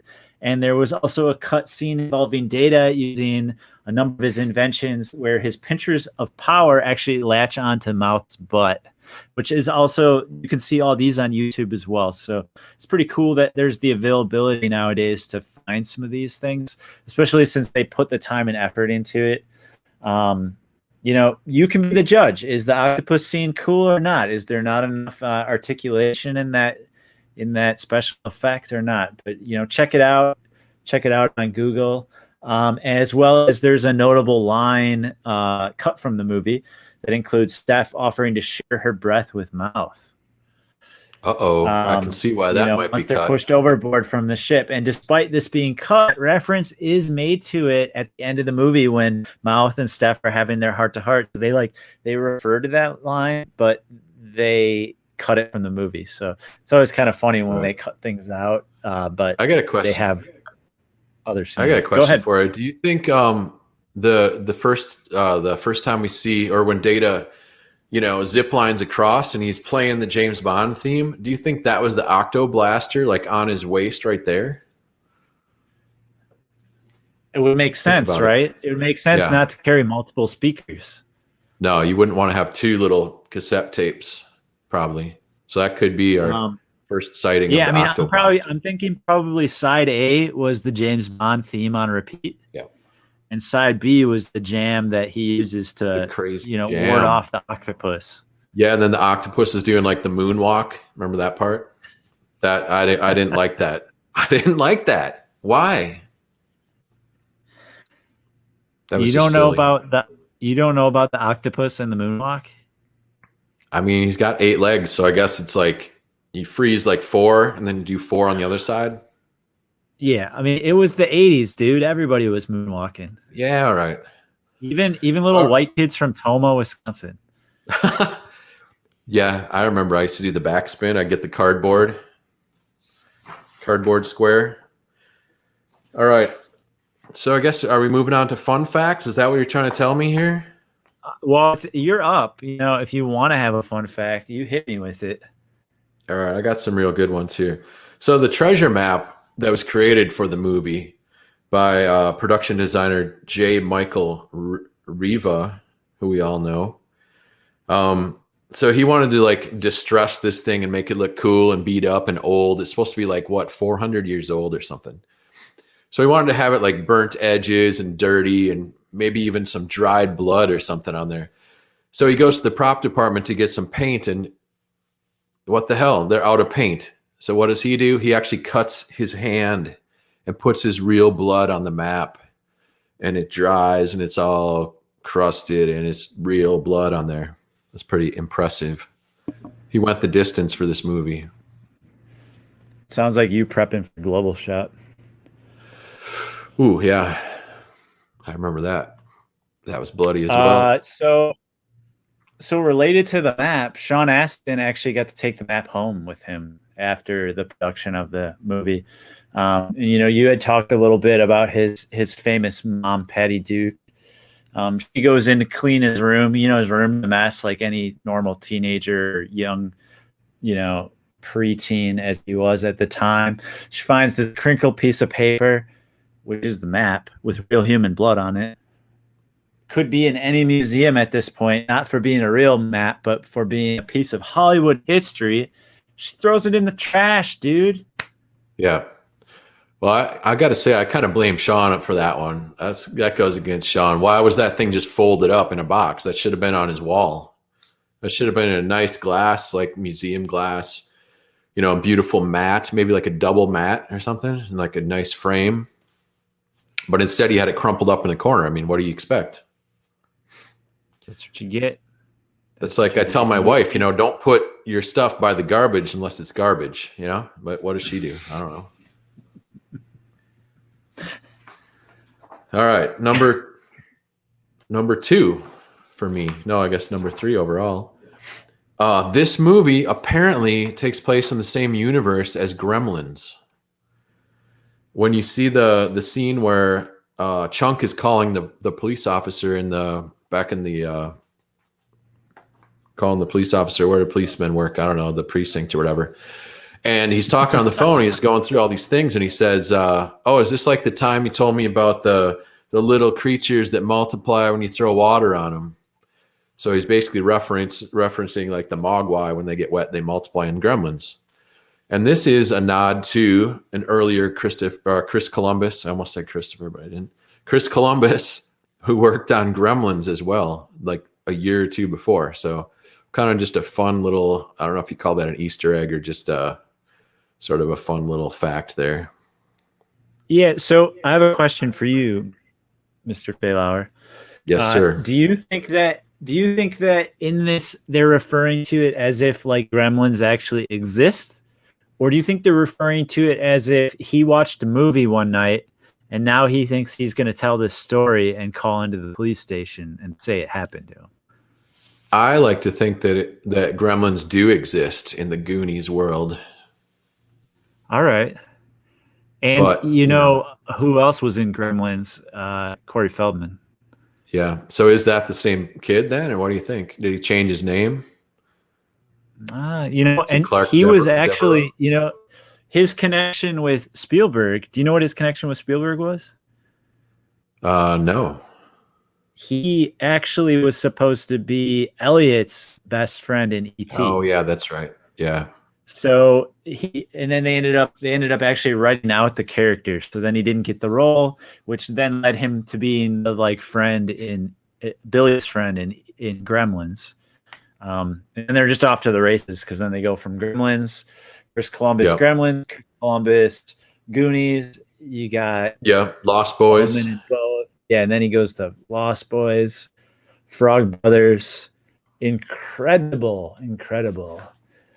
So my next fun fact is about Robert Davi. We talked about his past career as a jazz singer and an Italian singer, an Italian opera singer. And so that's actually, it was his idea to sing to Sloth, Giacomo Puccini's opera Madama Butterfly. So that was his idea.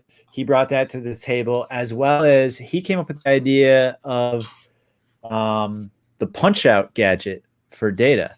So they're shooting the scene, and he goes, it'd be really cool if this kid had a boxing glove come out of his jacket. So they're like, all right, we're going to break for the day. They took a day, made the gadget, and then shot it the next day. So thank you, Robert Davi, for doing your own stunts, writing ideas for the film, really putting this whole film on your back because there would be no Goonies. Yeah. What a guy. Exactly. What a guy. All right. Now here's a little creepy one. Now we'll see who believes this one. There's a rumor that the pirate skeletons on this movie were actual real skeletons, like formerly living people that died, and then the skeleton came out and then they put it in the movie. Nate, are you teaching people what skeletons are right now? The skeleton is like inside your body. It sounds like you just explained to us what a skeleton is. So like right now, you sitting there, there's a skeleton inside you. I don't know if you knew this. Dude, you're creeping me out. If you look at the teeth, you can see it looks like a skeleton mouth. All right. So that's a rumor that these are real skeletons. Except for they said the Chester Copper Pot one was a plastic one. I think because they had to actually like work with that one and like touch it and all that. Sure. Yeah. So this is a rumor. I did watch the movie with the commentary with the cast, and it kind of was a little bit dubious because I think Carrie Green said she was asking Richard Donner, like, "Oh, are those? I heard those were all real skeletons. Is that right? Like, were they from India?" And he said something like, "Yeah, they were from Indiana." So, it sounded like he was, either being playful with it or else he was trying to hide something. So it's kind of sketchy. Yeah, we'll have a follow-up podcast where we'll dig more into the mysteries of skeletons. Yeah, we're gonna have to look where they come from. Yeah, one more part of that. One-Eyed Willie's head was also real, and Richard Donner kept that in his office at work after the movie. Yeah, it's really cool. As well as the model pirate ship. What? What's cool about that is that Richard Donner's mom didn't throw it away. Well, yeah, because he probably had it on a little pedestal, like a nice little, artifact should be. She was like, "Richard, what's this skeleton doing in the bathroom?" She's like, "Dick, what is this?" It's funny, they all called him Dick Donner during the movie. Yeah. They do to this day. It's interesting. Now they'd probably call it like Rick. I always crack up when you know somebody, but then their professional name is different than their real name. Right. So my next favorite moment my next fun fact. It could be a favorite fun fact. My next fun fact for this movie is that to get a more naturalistic performance out of Sean Astin when they're in the attic, when he's telling the story about One-Eyed Willie, they essentially just told him the story about One-Eyed Willie once, and then they kind of let him ad-lib tell the story back. And I always felt like that felt like such a natural performance of him telling the story, because he's telling it like a little kid would. He's like, and then this happened, and then One-Eyed Willie did this, and then this, and then we're gonna find the treasure, and like it's just like a little kid would, and it does feel kind of loose, like he's not remembering it fully, but he also is like super stoked on the story because his dad told it. Yeah, that's awesome. I heard that scene, like in the attic, it took him like 2 days and like 100 takes because of just all the dialogue in that scene, Jeez. And I think it's because each kid has like all these lines too in that scene. That's why it was one of my favorite moments of the movie. That was your favorite fun moment. Okay, now check this one out. This one is crazy. All right, so in the movie, if you look at the wall calendar, early in the Walsh house there, it shows it's October of 1985. Then Mouth indicates that it's a Saturday, and the newspaper front page that you see around the 43-minute mark is dated October 24th, 1985, which was a Thursday.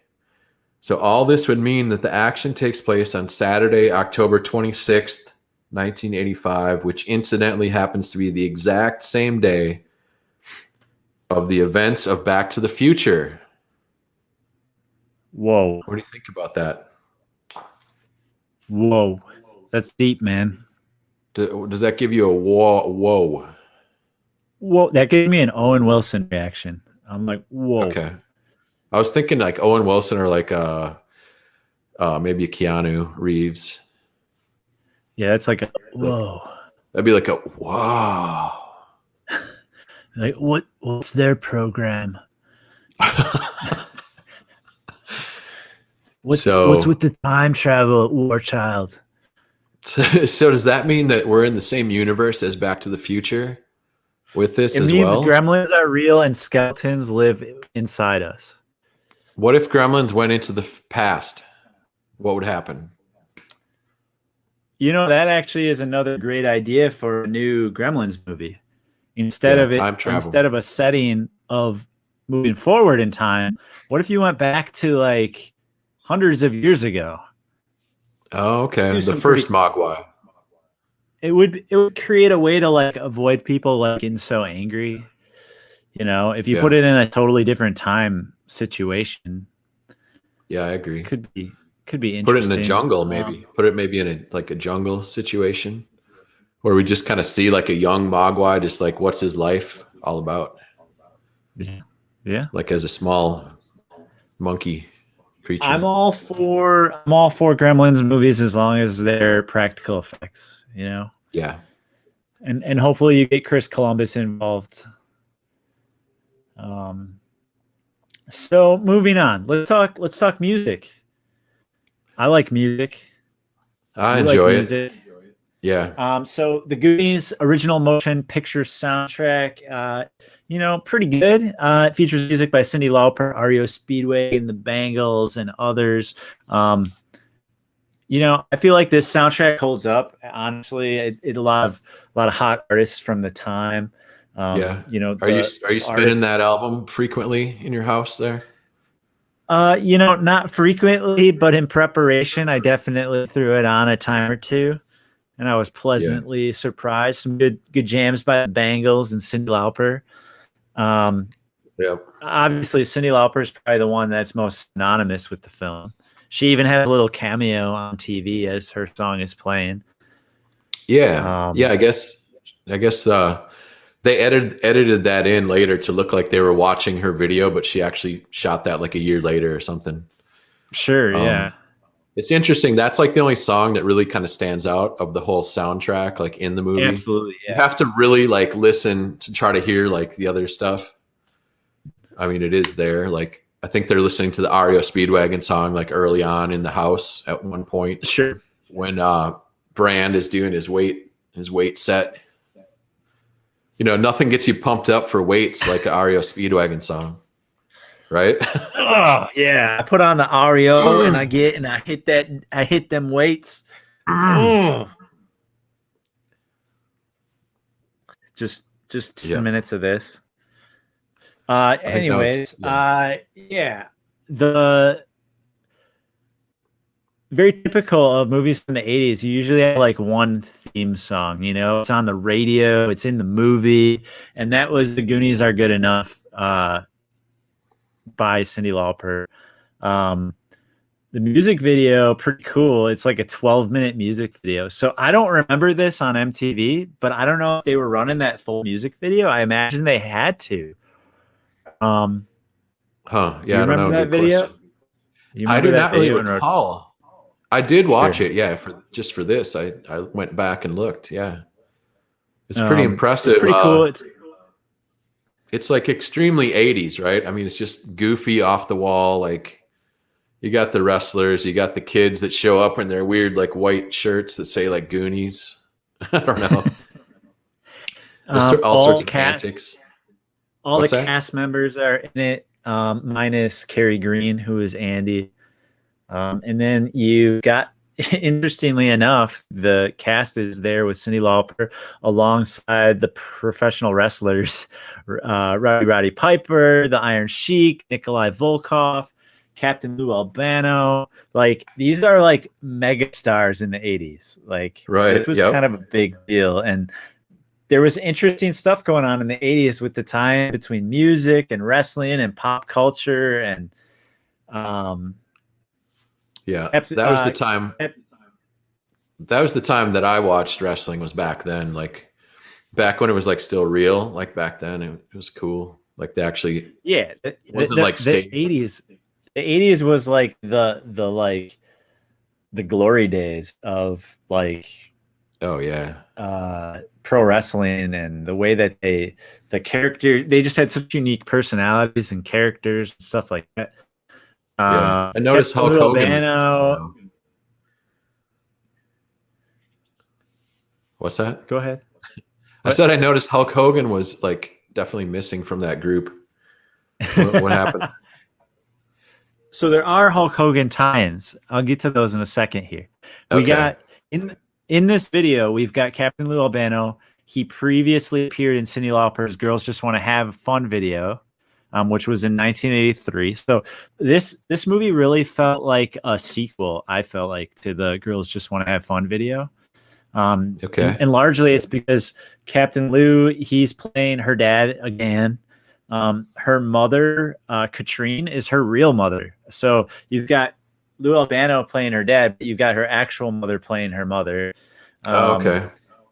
And then the tie-ins and crossovers with pro wrestling were a lot before this too. So Lauper appeared with Hulk Hogan, who played her bodyguard. So like Hulk Hogan was like portraying her bodyguard, and then Huh? she would make a bunch of appearances as herself in. If you recall, WWF had this thing called Rockin' Wrestling. Like it was like a rock and wrestling connection. So they would tie in like musicians and rock and roll and all this 80s. It was the MTV era, you know, the dawn of MTV, music, pop culture, wrestling. And she teamed up with Wendy Richter, who won the title with Cyndi Lauper in her corner, Hulk Hogan, Captain Lou Albano. She got knocked over. I think it was at a WrestleMania, or I think it was leading up to WrestleMania. She got knocked over by Rowdy Piper, which of course pissed off Mr. T, who was sitting ringside. now Mr. T's got to come in and defend Cyndi Lauper's honor. Like, this plays out like a movie. I'm just saying. Yeah. Nice. But it was cool. I mean, I don't know, that's like when you describe that era of WWF, you're just like, man, it was just cool. Like, it was cool being a kid in the 80s. Oh, I think the characters were so much cooler. Like, you know, Junkyard Dog, Jimmy Superfly Snuka, you know, like you said, Iron Sheik, you know, just the outfits, like, I don't know. They were seemed cartoons. Like it was more character driven. Yeah, they were cartoons, you know. Now you got like what, John Cena or whatever. John Cena, yeah. Just looks like a regular guy. Like what? Like what's, you know, where's your outfit? You know, I will say I'm a huge fan of AEW, which is the big WWE's big rival right now. It's All Elite Wrestling. Huge. They're on TNT. They're going to be on TBS. It's like the first time in many, many years that WWE has had a legitimate rival, and a lot more wrestling, like real wrestling. Yeah. All right. So, you know, check it out, enjoy it, but great characters, great everything. No Cyndi Lauper, but hey, you never know. You know, she might make a return to the squared circle. Yeah, I haven't heard much from her in a while. Is she still alive or what? Cyndi Lauper? Yeah, I saw her on like some New Year's thing, you know. I don't know. I feel like she's still riding out the success she had in the 80s. Girls are just still wanting to have fun and all that. Girls always want to have fun, dude. Like, yeah, they always do, man. What's up? What's up with fun? Got a great picture of Hulk Hogan, Muhammad Ali, Liberace, Wendy Richter, and Cyndi Lauper here. Yep, Wendy Richter. Liberace. That just sums that up. I got a funny Liberace story.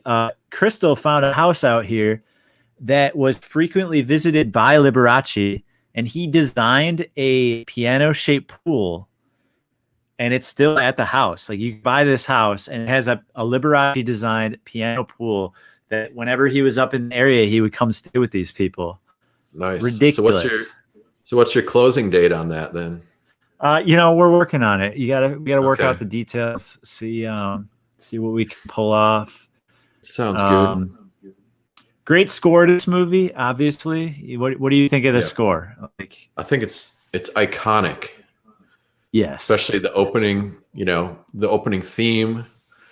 All the mystical themes when they find different things and you just get that chill from the music, you know? Yeah. That's what I love.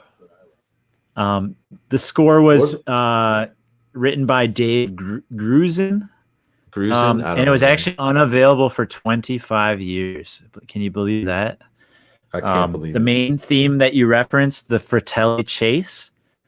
It's been used in numerous trailers. So like, it's kind of interesting. You'd have a theme song from one movie used as like trailer music for movies like Inner Space and Scrooged. So it's kind of interesting. Well, it's got that kind of upbeat staccato, you know, boom, boom, boom, boom, boom, boom, da, da, da. I mean, it's just, it's versatile, you know?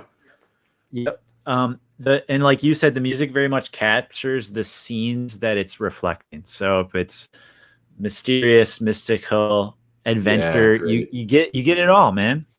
And then we also see the score making liberal use of Max Steiner's theme from the movie Adventures of Don Juan, which was a 1948 American Technicolor swashbuckling adventure romance film directed by Vincent Sherman and starring Errol Flynn and Vivica Lindfors. So I'm assuming this is the movie that Sloth is watching.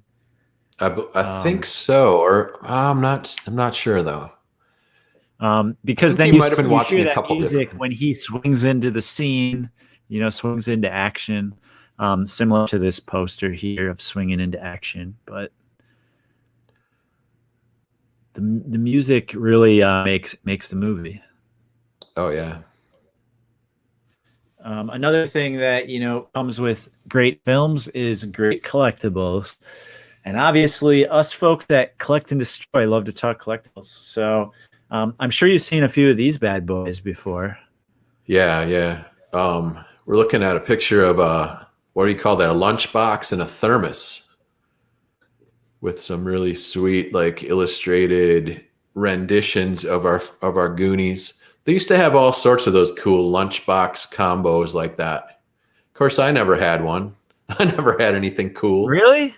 Never? No, I never had stuff like that. I had like a paper bag. When I was really young, I had like a Teenage Mutant Ninja Turtles lunchbox.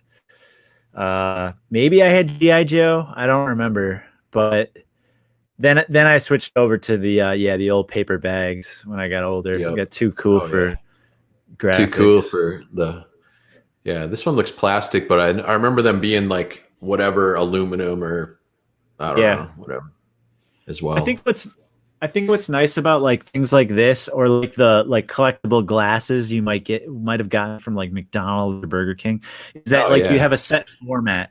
So the graphic panels are always going to be the front of the lunchbox.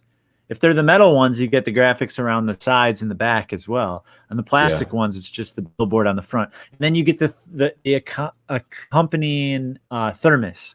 So you can have 10 of these for 10 different movies, and they all have the same format, but a different opportunity to do a different color scheme and graphic. So as a designer, it's always really fun to see what they decided to do with that limited space. Yeah, very cool. And they got the classic Goonies logo, which is, it almost looks like it's made of bones or something. And the eye, the dot on the eye is a little skull. It's really cool. Creepy. Another thing that was very common in the 70s and the 80s was top wax packs, the wax baseball cards with the stale piece of bubble gum in it. Disgusting. What is that made of? That little pink slab? Tongue. It was tongue. So that's all weird. We're serving here. So these cards were for equal reasons. You had limited ability of printing on the wax pack itself, so you had to very much simplify the artwork, simplify the style. Your printing was always offset, so it was like always shifted a little bit. So to this day, like I pick up lots of wax packs. I'm always looking. I just got a pack of growing pains cards. Like, why would you have why would you have cards for growing pains? Why would you do that? And when I get those packs, I don't even open them because I just leave them because I'm more interested in the cover art than the actual cards. I think the cover art is just phenomenal. Yeah, it's cool because it's like limited colors. You go through a whole box just trying to find the ones where the inks align just right so that the logo looks good and everything. But the cards are cool. You got these bright cards and stickers, and Mikey there is a head Goonie. Oh yeah, look at that. Yeah, you get some alternate sort of photos here. Yeah, exactly. And even the octopus is in there. You get an octopus card, but the octopus wasn't in the movie. And like Sloth holding a teddy bear. Yeah. Fun stuff. Cool. Of course, we've got Super 7 is us hitting us with these cool reaction figures. They're the little 3/4 inch Kenner, vintage Kenner style, very simplified characters.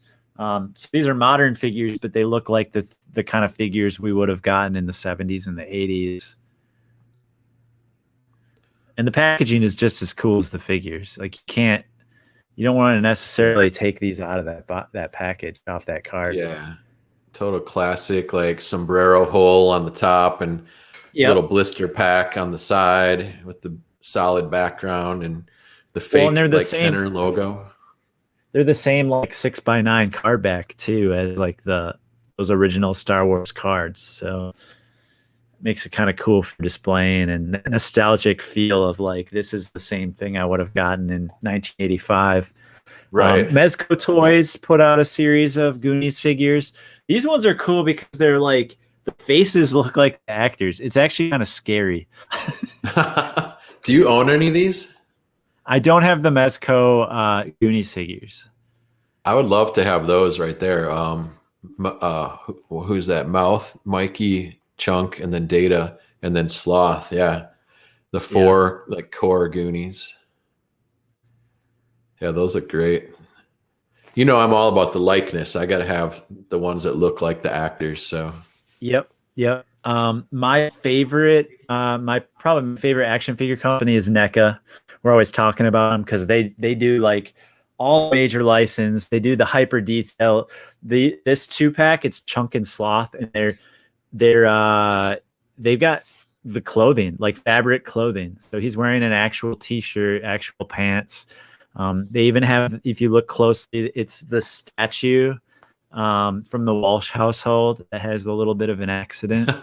Yeah. I wonder if it's upside down on that statue or if it's pre-broken. Probably. I bet it is. But just cool little details. And you got to love the accessories. They got like a sword and the pirate hat and stuff like that.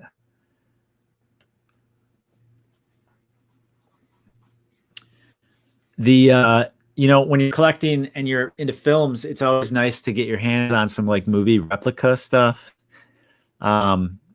The main two things for Goonies would be the sweet skull key and the doubloon.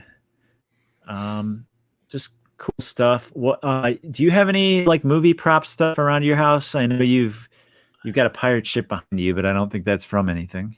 Yeah, well, I have. Yeah, besides this perfect replica of the Inferno behind me here that I handcrafted? That out of toothpicks, right? I made that, out of toothpicks and popsicle sticks. No, I do love the sort of movie prop kind of stuff. Like if you can get it like the exact same scale as in the movie too, it's super cool. Like the only one I really have, I think, I have the 3 that I got from like the Indiana Jones trilogy. I have like the gold idol. I have a Shankara stone. And then I have like the Holy Grail. So I kind of just have those 3. But I love the like actual size. Like you have the copper key, right? Yep, I do have a key. Yeah. So that's pretty fun. Yeah, just kind of bring that out now and then. I try like if I'm watching Indiana Jones, I like to hold that like golden idol while I watch it. Sometimes, I see you drinking wine out of the rail. Yeah. Yeah, I like to kind of play along, with the movie sometimes with the props. It's pretty cool. So let's move on to another collectible category, which I know you're a huge collector in this realm. But poster art, man. The artist who did the original poster, Drew Struzan, legend. Just look him up. All his great artwork he's done, and you just don't get posters like this anymore. No. I mean, this is an example of what I love about a movie poster is like, it's not just like a scene from the movie or like a picture of the actors. I mean, these days it's just like pictures, like stylized a little bit, but it's mostly just the actors because you want that face. You want to see the star power of the movie. I love when you show like some sort of crazy theme or you get a sense for the movie just by some kind of creative like design. Like the famous Goonies poster that we all know it's all of them hanging from a cavern, the roof of a cavern, a stalactite, and they're all hanging one on another You know, it's like a barrel of monkeys or something. They're just grabbing each other's legs or arms and they're just trailing down. But, you know, obviously not an actual scene from the movie or anything.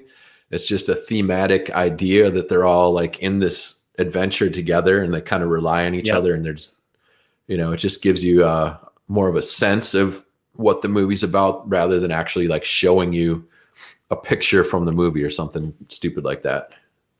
Yeah, absolutely. I think whenever you can like tell the story either in a different way than, like you said, a scene from the movie. This poster from Vance Kelly, it looks like is hanging behind your head, Nate. Yeah, it looks very familiar, doesn't it? Right here. You can see the very bottom here. What led you to that purchase? What if we went like this?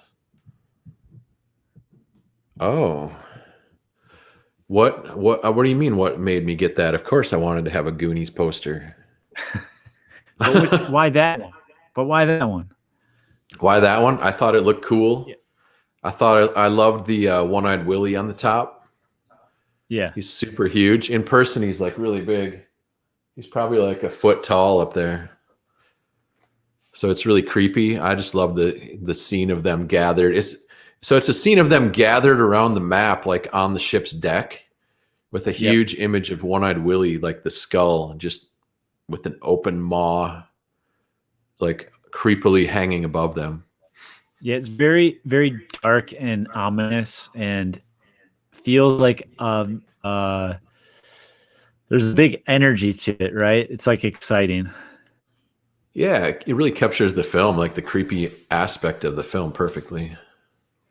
This is a poster that I was a fan of. It's by Christian Ayres, and again, how do you tell the story? This is kind of almost like a side view. If you cut away their travels through the caverns, there's a giant skull in the foreground, and it's kind of like they're leading down into that skull. But again, an interesting style that's maybe unique, which is like what always attracts me to posters, is like, how do we give some unique style? And then, as you know, you become a fan of different people's styles. Yeah, exactly. Something like this George Bletis poster, you know, very simplistic. I don't know. How would you describe this? Like, I mean, some of these, yeah, they're almost like surrealistic, you know, I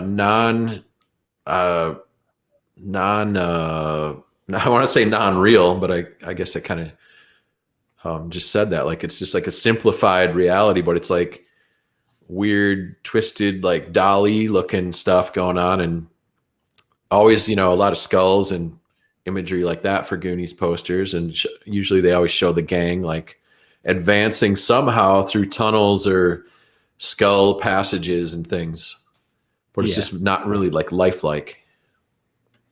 I don't know if that describes it or not, but Paul Mann did a great job of creating something where it's on like this field of off-white, very colorful, shows the characters, shows Mikey looking through the doubloon. I think you just kind of capture everybody's personalities in this one. Yeah, I'm a huge fan of Paul Mann. It almost looks like a vintage style artwork, very like realistic, but in almost like a detailed watercolor that's realistic or something. And then just everything just juxtaposed together. Yeah, definitely a huge fan of that. Randy Ortiz here, giant skull. The Goonies is written out in the teeth in the pirate skull. You know, it's One-Eye Willie's skull with the bandana on the head. And then you've got, again, the silhouette of the misfit group of Goonies in the foreground. So it's almost like you're looking up from that vantage point at this giant skull. And then in the cascading waterfalls, like the waterfalls that they ride down in the movie, you've got the Inferno there. Yeah, this is a good example of the challenge that some artists have with doing these posters. They don't always get the rights for the likenesses of the actors.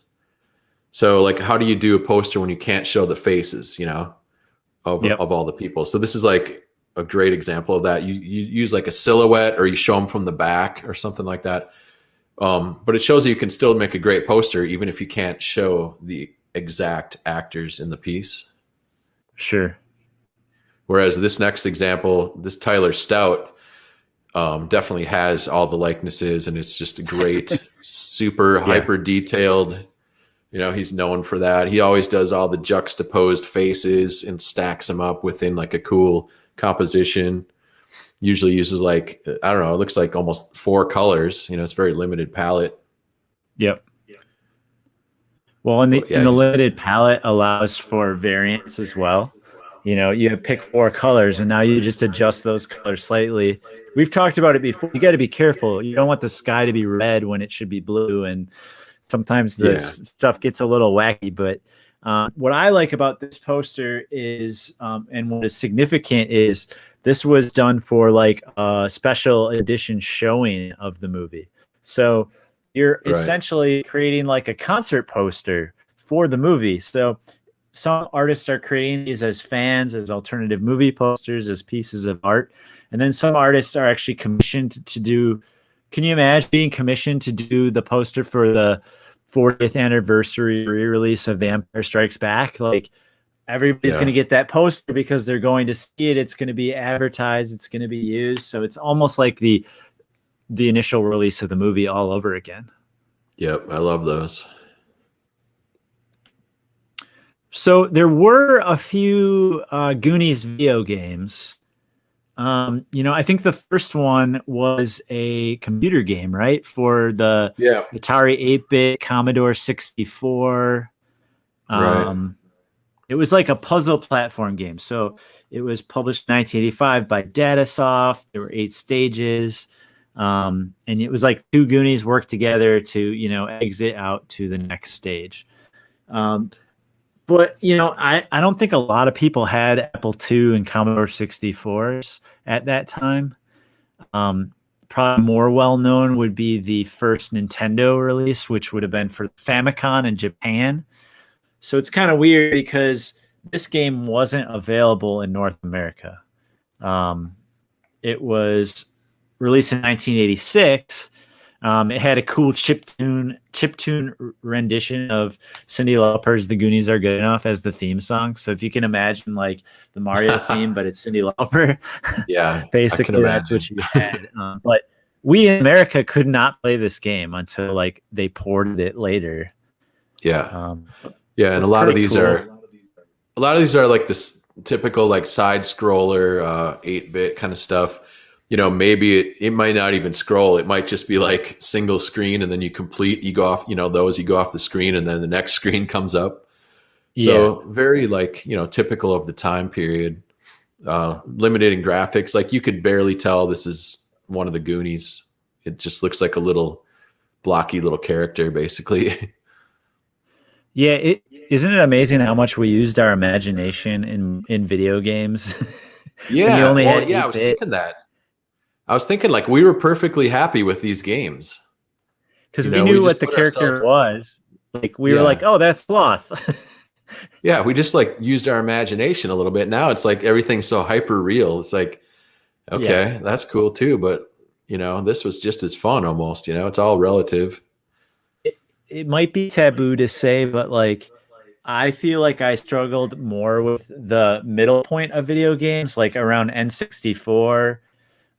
Where it was like, look, it's 3D and it's real, but it like didn't look real at all. I was like, give me Super Nintendo. Yeah. Give me 16 bits, give me 8 bits. I would rather have that than this stuff. I mean, I'm very happy now, where we're at now with video games. It's very realistic.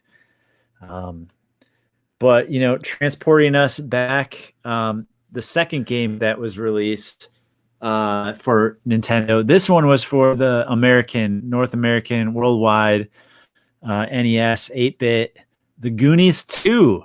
So there's a sequel for The Goonies that did come out, but it was a video game sequel. And like artwork.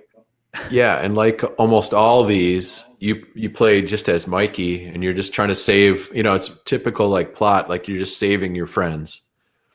But this one had something special. You got to save a mermaid at the end of this one. What? A mermaid named Annie. Oh, you know what? She's on the cover art. So that's fun. Where is she? I can't see it. At the bottom, there's like I think Mama Fratelli's holding like a Oh yeah, globe. she's in like a little ball. Yeah, yeah. So you got to save a mermaid, and that's pretty cool. But what? Yeah, it would have been cool to like be able to play as different characters within the Goonies. I think. Yeah.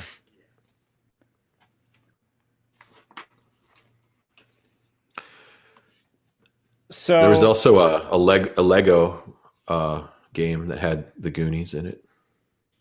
you played that? Just a side note. No, I didn't. No. So that's I all I know have on that that. isn't that like Lego Dimensions or something? Yeah, it's like one of the Lego Dimensions worlds or something. They got, Yeah, you know, there's you can buy like the sloth Lego figure that I think goes with Dimensions. It's pretty hmm. cool.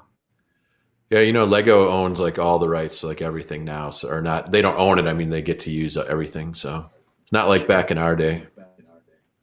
We had to imagine. Yeah, it'd be like space Legos or it'd be like adventure Legos, or sci-fi Legos. Some of the license I'm cool with, but like what I don't like is when you don't have castle Legos anymore because they're Lord of the Rings Legos. Yeah, I'm that's like, no, what I I mean. want Yeah. classic. I want classic castle Legos. Yeah, I want I like medieval Star stuff. Wars Legos. That's cool. But like, I want space. Yeah. I just want the generic. Yeah. So should we talk a little bit about the sequel? Yeah. The sequel that never was. Yeah. Um, So you know, what's the first point when they started talking about a sequel? Was that already like just 20 years ago or earlier? I don't know. I don't know when it seems like it was no like they wanted to do it like since the first one came out. But Yeah. as you know, if you look at these stars, they went on to do all these movies. So it wasn't like they had this available schedule. And when you have a really successful movie, sometimes you're like sequel, like Gremlins. You're like Gremlins 1, Gremlins 2. Yeah. With It's this usually like movie, 2 years later. yeah, with this movie, I think it was because they're kid actors. It's a little, and it was such a large uh, cast Yeah. that it was Oh, probably yeah. harder to get everyone to commit. Corey Feldman's like a superstar at this point. Like he's Yeah. literally doing Lost Boys at that point. Well, that's So true. I I mean, mean, in this movie, they're like just, they're early teens. Then they hit like yeah, mid-teens, and they were like you said, Corey Feldman, like was just jumping into everything. But it is funny, like the rest of the kids never really went on to do. I mean, Sean Astin, yeah, but the other kids, they didn't really go anywhere that much. true. So yeah, maybe it was just that Sean Astin and Corey Feldman were just taking off, and they were like two of the main people. So without them, not much of a movie, I guess. But like you said, there was Yeah, a lot of talks, and there was a lot of scripts being worked on, and it went back and forth. Like we're going to do one, we're not going to do one, we're going to do one. Then we get to we're going to do a musical on Broadway, which is a crazy. I mean, it's, I'd I don't know, go. maybe I'd it could be go. cool. Maybe it would be I'd cool. rather I have don't a know. movie, but I would go to it. I mean, think about it wouldn't be like a direct, it wouldn't be like the same movie. I was going to say, picture a pirate ship on stage, but have to be like a different pirate ship, I guess. Yeah, because Unless it nobody was a wanted musical that. adaptation of the Goonies, the first movie. I don't know. Yeah. Yeah, I mean, it seems like when you look into it, you look up articles, you just search online for this, and you have people that are every few years there's like, yeah, we're committed to it, we're doing it, and then another few years it's like, no, it's never going to happen, and then it's like, yeah, I definitely want to do it. The cast doesn't want to do it without Richard Donner. Richard Donner Yeah. doesn't want to do it without the cast. 2004, Donner stated that Warner Brothers had no interest in doing a sequel. So they were trying to take it away from Warner Brothers and do it somewhere else.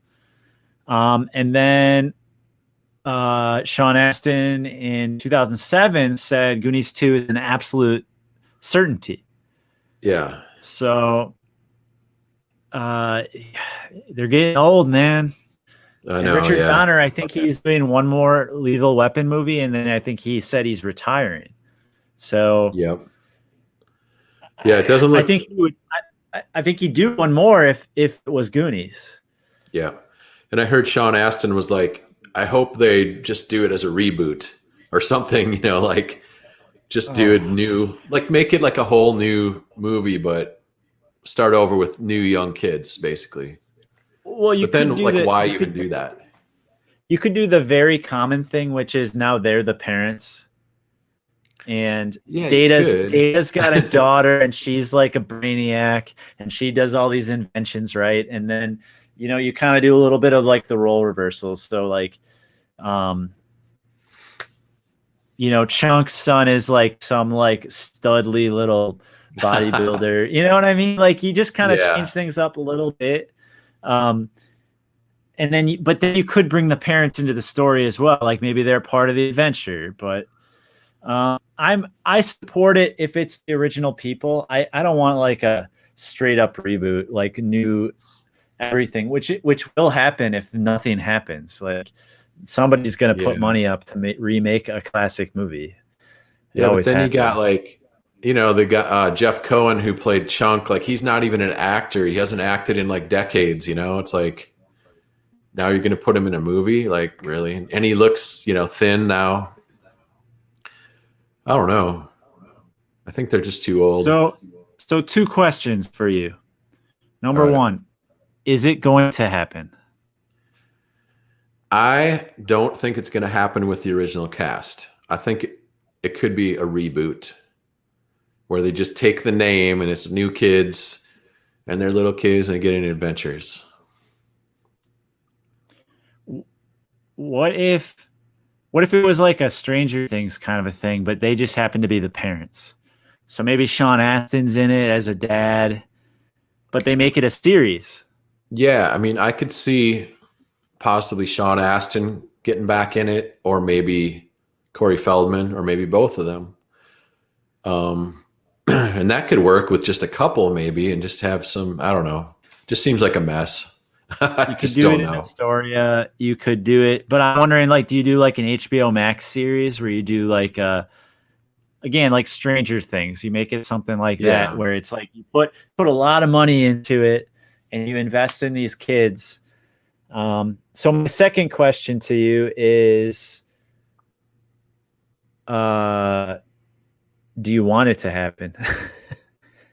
I don't know. I mean, I'm pretty happy with just like following the Stranger Things stuff going on. Although those guys are getting pretty old now too, aren't they? The cast of Stranger Things. It's true. So that's got to be almost done, I think there's a fourth season coming, right? Yeah, I'm sure they're going to do. I think they're going to do like 2 more seasons. Okay. Yeah, they're getting a little too old now. I thought season 3 was like excellent of that because it was almost like a Goonies thing where I think they were like underground or they were in some weird, I don't know. I got to watch it again, I guess. But I just remember loving that one the best of the 3. All right, bonus question. Okay. Give me your ideal plot for a sequel. Oh boy. Maybe there's like a crystal skull they find or something. Crystal skull? Is that a good idea? We're losing Nate. Losing Nate. Don't look at me. I'm ashamed for even thinking of that. Aliens, yeah. But Stranger Things has aliens or creatures like interdimensional beings and all this, so that worked. But I don't know. I'd just love to see him go follow another map and get another treasure, I guess. I don't know. Sure. All right. Let's wrap this up. Legacy. What why is the Goonies, why is one of our favorite movies? Why is this a top film? Why are we doing a podcast about this, Nate? Yeah. Well, I'm going to start it off with this quote from, you might know Roger Ebert. famous film critic from the 80s. Heard of him. He said on the Goonies, he said there used to be children's movies and adult movies. Now Spielberg has found an in-between niche. And I think that's kind of the thing that we see in the Goonies. It's like it has something for kids, it has something for adults, and it has that feeling of nostalgia and childish dreams and adventures that I think inspired so many things that came after it. Like we mentioned some earlier with, like, you know, Stand By Me all the way up to Stranger Things, and Yeah. you know, even like the movie The Sandlot, you know, any sort of kid adventure, I think is very much inspired by this movie. And I think it might even go into like video games a little bit, beyond like the Goonies games we just sort of quickly went through. Any of these sort of adventure games that people are playing, like Uncharted or, you know, even Tomb Raider. And obviously they lent a lot to Indiana Jones, but this is basically like an Indiana Jones with kids, right? I mean, somehow they made that cool. So I don't know. I think it's just that lasting. I mean, it's just all Spielberg, you know, it's that sort of nostalgia and like feeling of being a child with like the world before you. And it's just, you know, your place to go and adventure into. Yeah, I think that the story is just as believable and imaginative now as it was in 1985. So, you know, they crafted this wonderfully, beautifully imaginative situation. And whether it's me from when I was a kid till now saying that it's imaginative and creative and awesome, or if it's a child now seeing it for the very first time, I think they're going to have that same response. The message is timeless, about a group of unified kids banding together against all odds. You know, they're trying to save their homes. Like, what kids like are tasked with saving their community? That doesn't happen. But when you're a kid, you feel like you can take on the world, and if you're with your friends, you can do it together. And so it's just a very empowering situation. Great practical effects, great score. And honestly, I think that the acting is just like the best because these kids are authentic. You know what I mean? Are they they're even authentically they're well, exactly. When you blur the lines between are they acting or are they just who they are? Right. And on top of it, the adults aren't that shabby of actors either, you know, like good supporting adult actors to really reinforce these kids. Just the perfect balance, though. It's just enough scares, just enough comedy, just enough romance, and of course, like there's the creative thinking. Like they've got to problem solve and come up with a plan. And nobody's saying you can't do this because you're stupid little kids. Like, no, you believe it because they believe it, and in the end, they pull it off. Just an exciting, immersive adventure for all ages. Yeah, I agree. And I just think, the idea of them, you know, being misfits too, and like, but still thinking outside the box of like trying to go bigger than their own limitations. Like you said, you know, look at all the movies like that followed, like all the John Hughes stuff, you know, like sort of the fish out of water, like guy that's in the wrong place, wrong time. You know, I mean, this movie was one of the early in that kind of realm. Yeah. One of the early ones. I mean, it's a masterpiece. We love it. Yep, it is. Yeah. Shows. Excellent movie.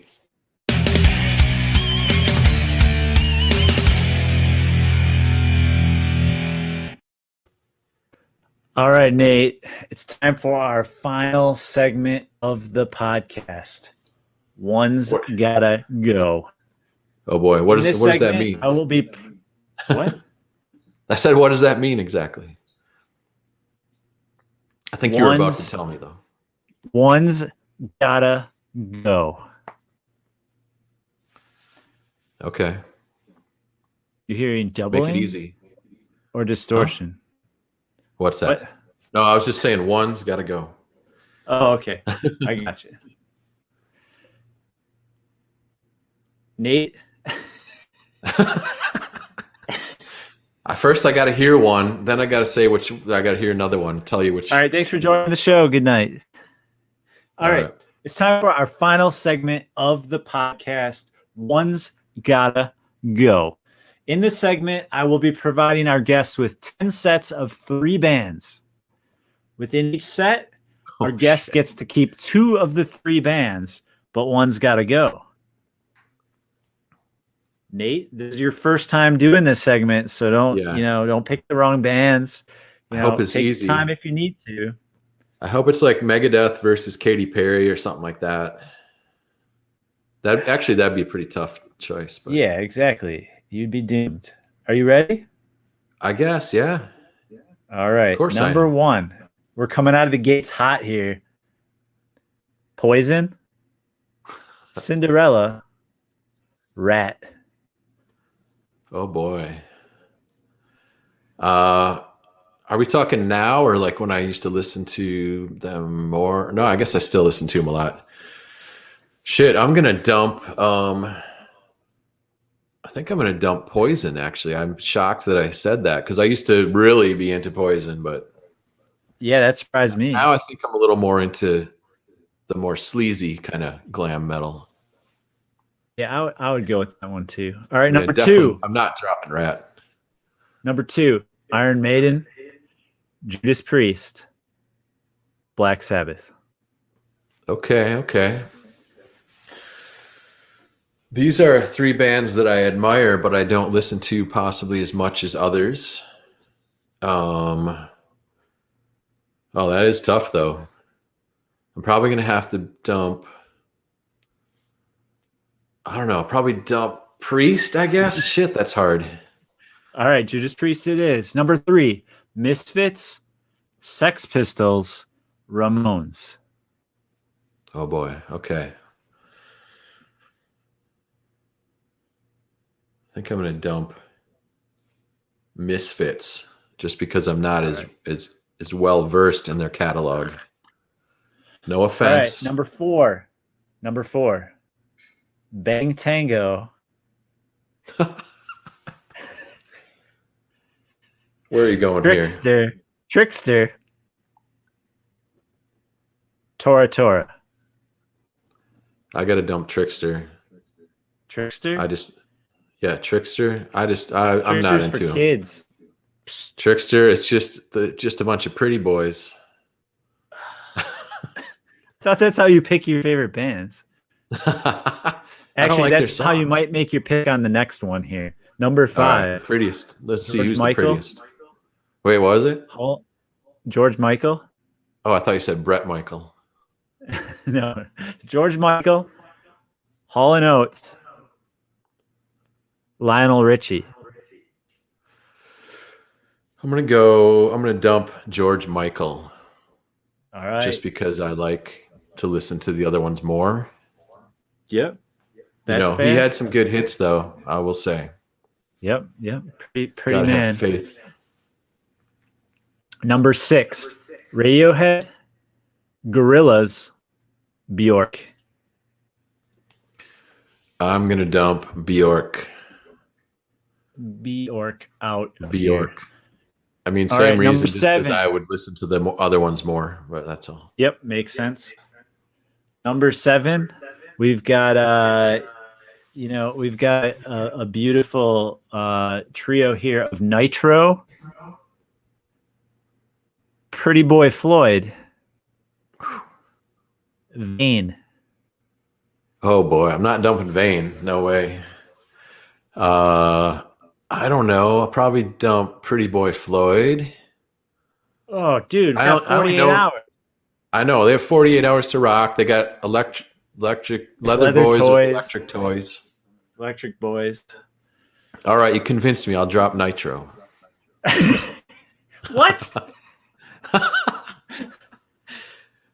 Dude. Final answer? Final answer. Although Freight Train. Can you give me one of those Jim Gillette squeals? There you go. There it is. All right, number 8, Boy George. Oh, actually, this is the this is a very special one for you. We got Boy George, We got George Michael. We got Michael McDonald. Oh shit. Boy George. Wait, Boy George. George Mike. Boy George George. Michael again? George Michael. I don't know how he got in here twice, but he did. He's in here twice. I Michael got rid of him McDonald. last time, so I almost have to keep him this time, just because that'd be so mean to like get rid of him two times. I'll get rid of Boy George. All right, Boy George, you're For out. sure, yeah. Do you remember telling me a story once about dreaming about Michael McDonald fronting some band, and you had a dream about it? No. And then it actually turned out he performed on like Jimmy Fallon. No, I don't remember that. You were like, he was dressed in a sailor outfit, and this really happened. I don't know. I might have had a premonition. Yeah, it's weird. Okay, number 9, Jackal, Ugly Kid Joe, and again, Trickster. Oh, I thought you were going to say George Michael. Well, I'm going to have to dump Trickster again because of the same reason. They're just they're just these pretty boys, and their songs suck. I need to talk to my producer about these repeats. Yeah. Okay, number 10, your final. We got. All right. The first one is the Beatles. All right. The second one is Guns N' Roses. Oh boy. The third one is Pink Floyd. Shit. How can you do this after like almost 3 hours of us talking here? Come on. All right. There's a 10-minute limit on this one, so just unfortunately I'm going to have to dump Guns N' Roses on this one. Yeah, they're not as good as the other two in a lot of ways. In a lot of ways. First of all, they only had one good album. I mean, shit. Final answer.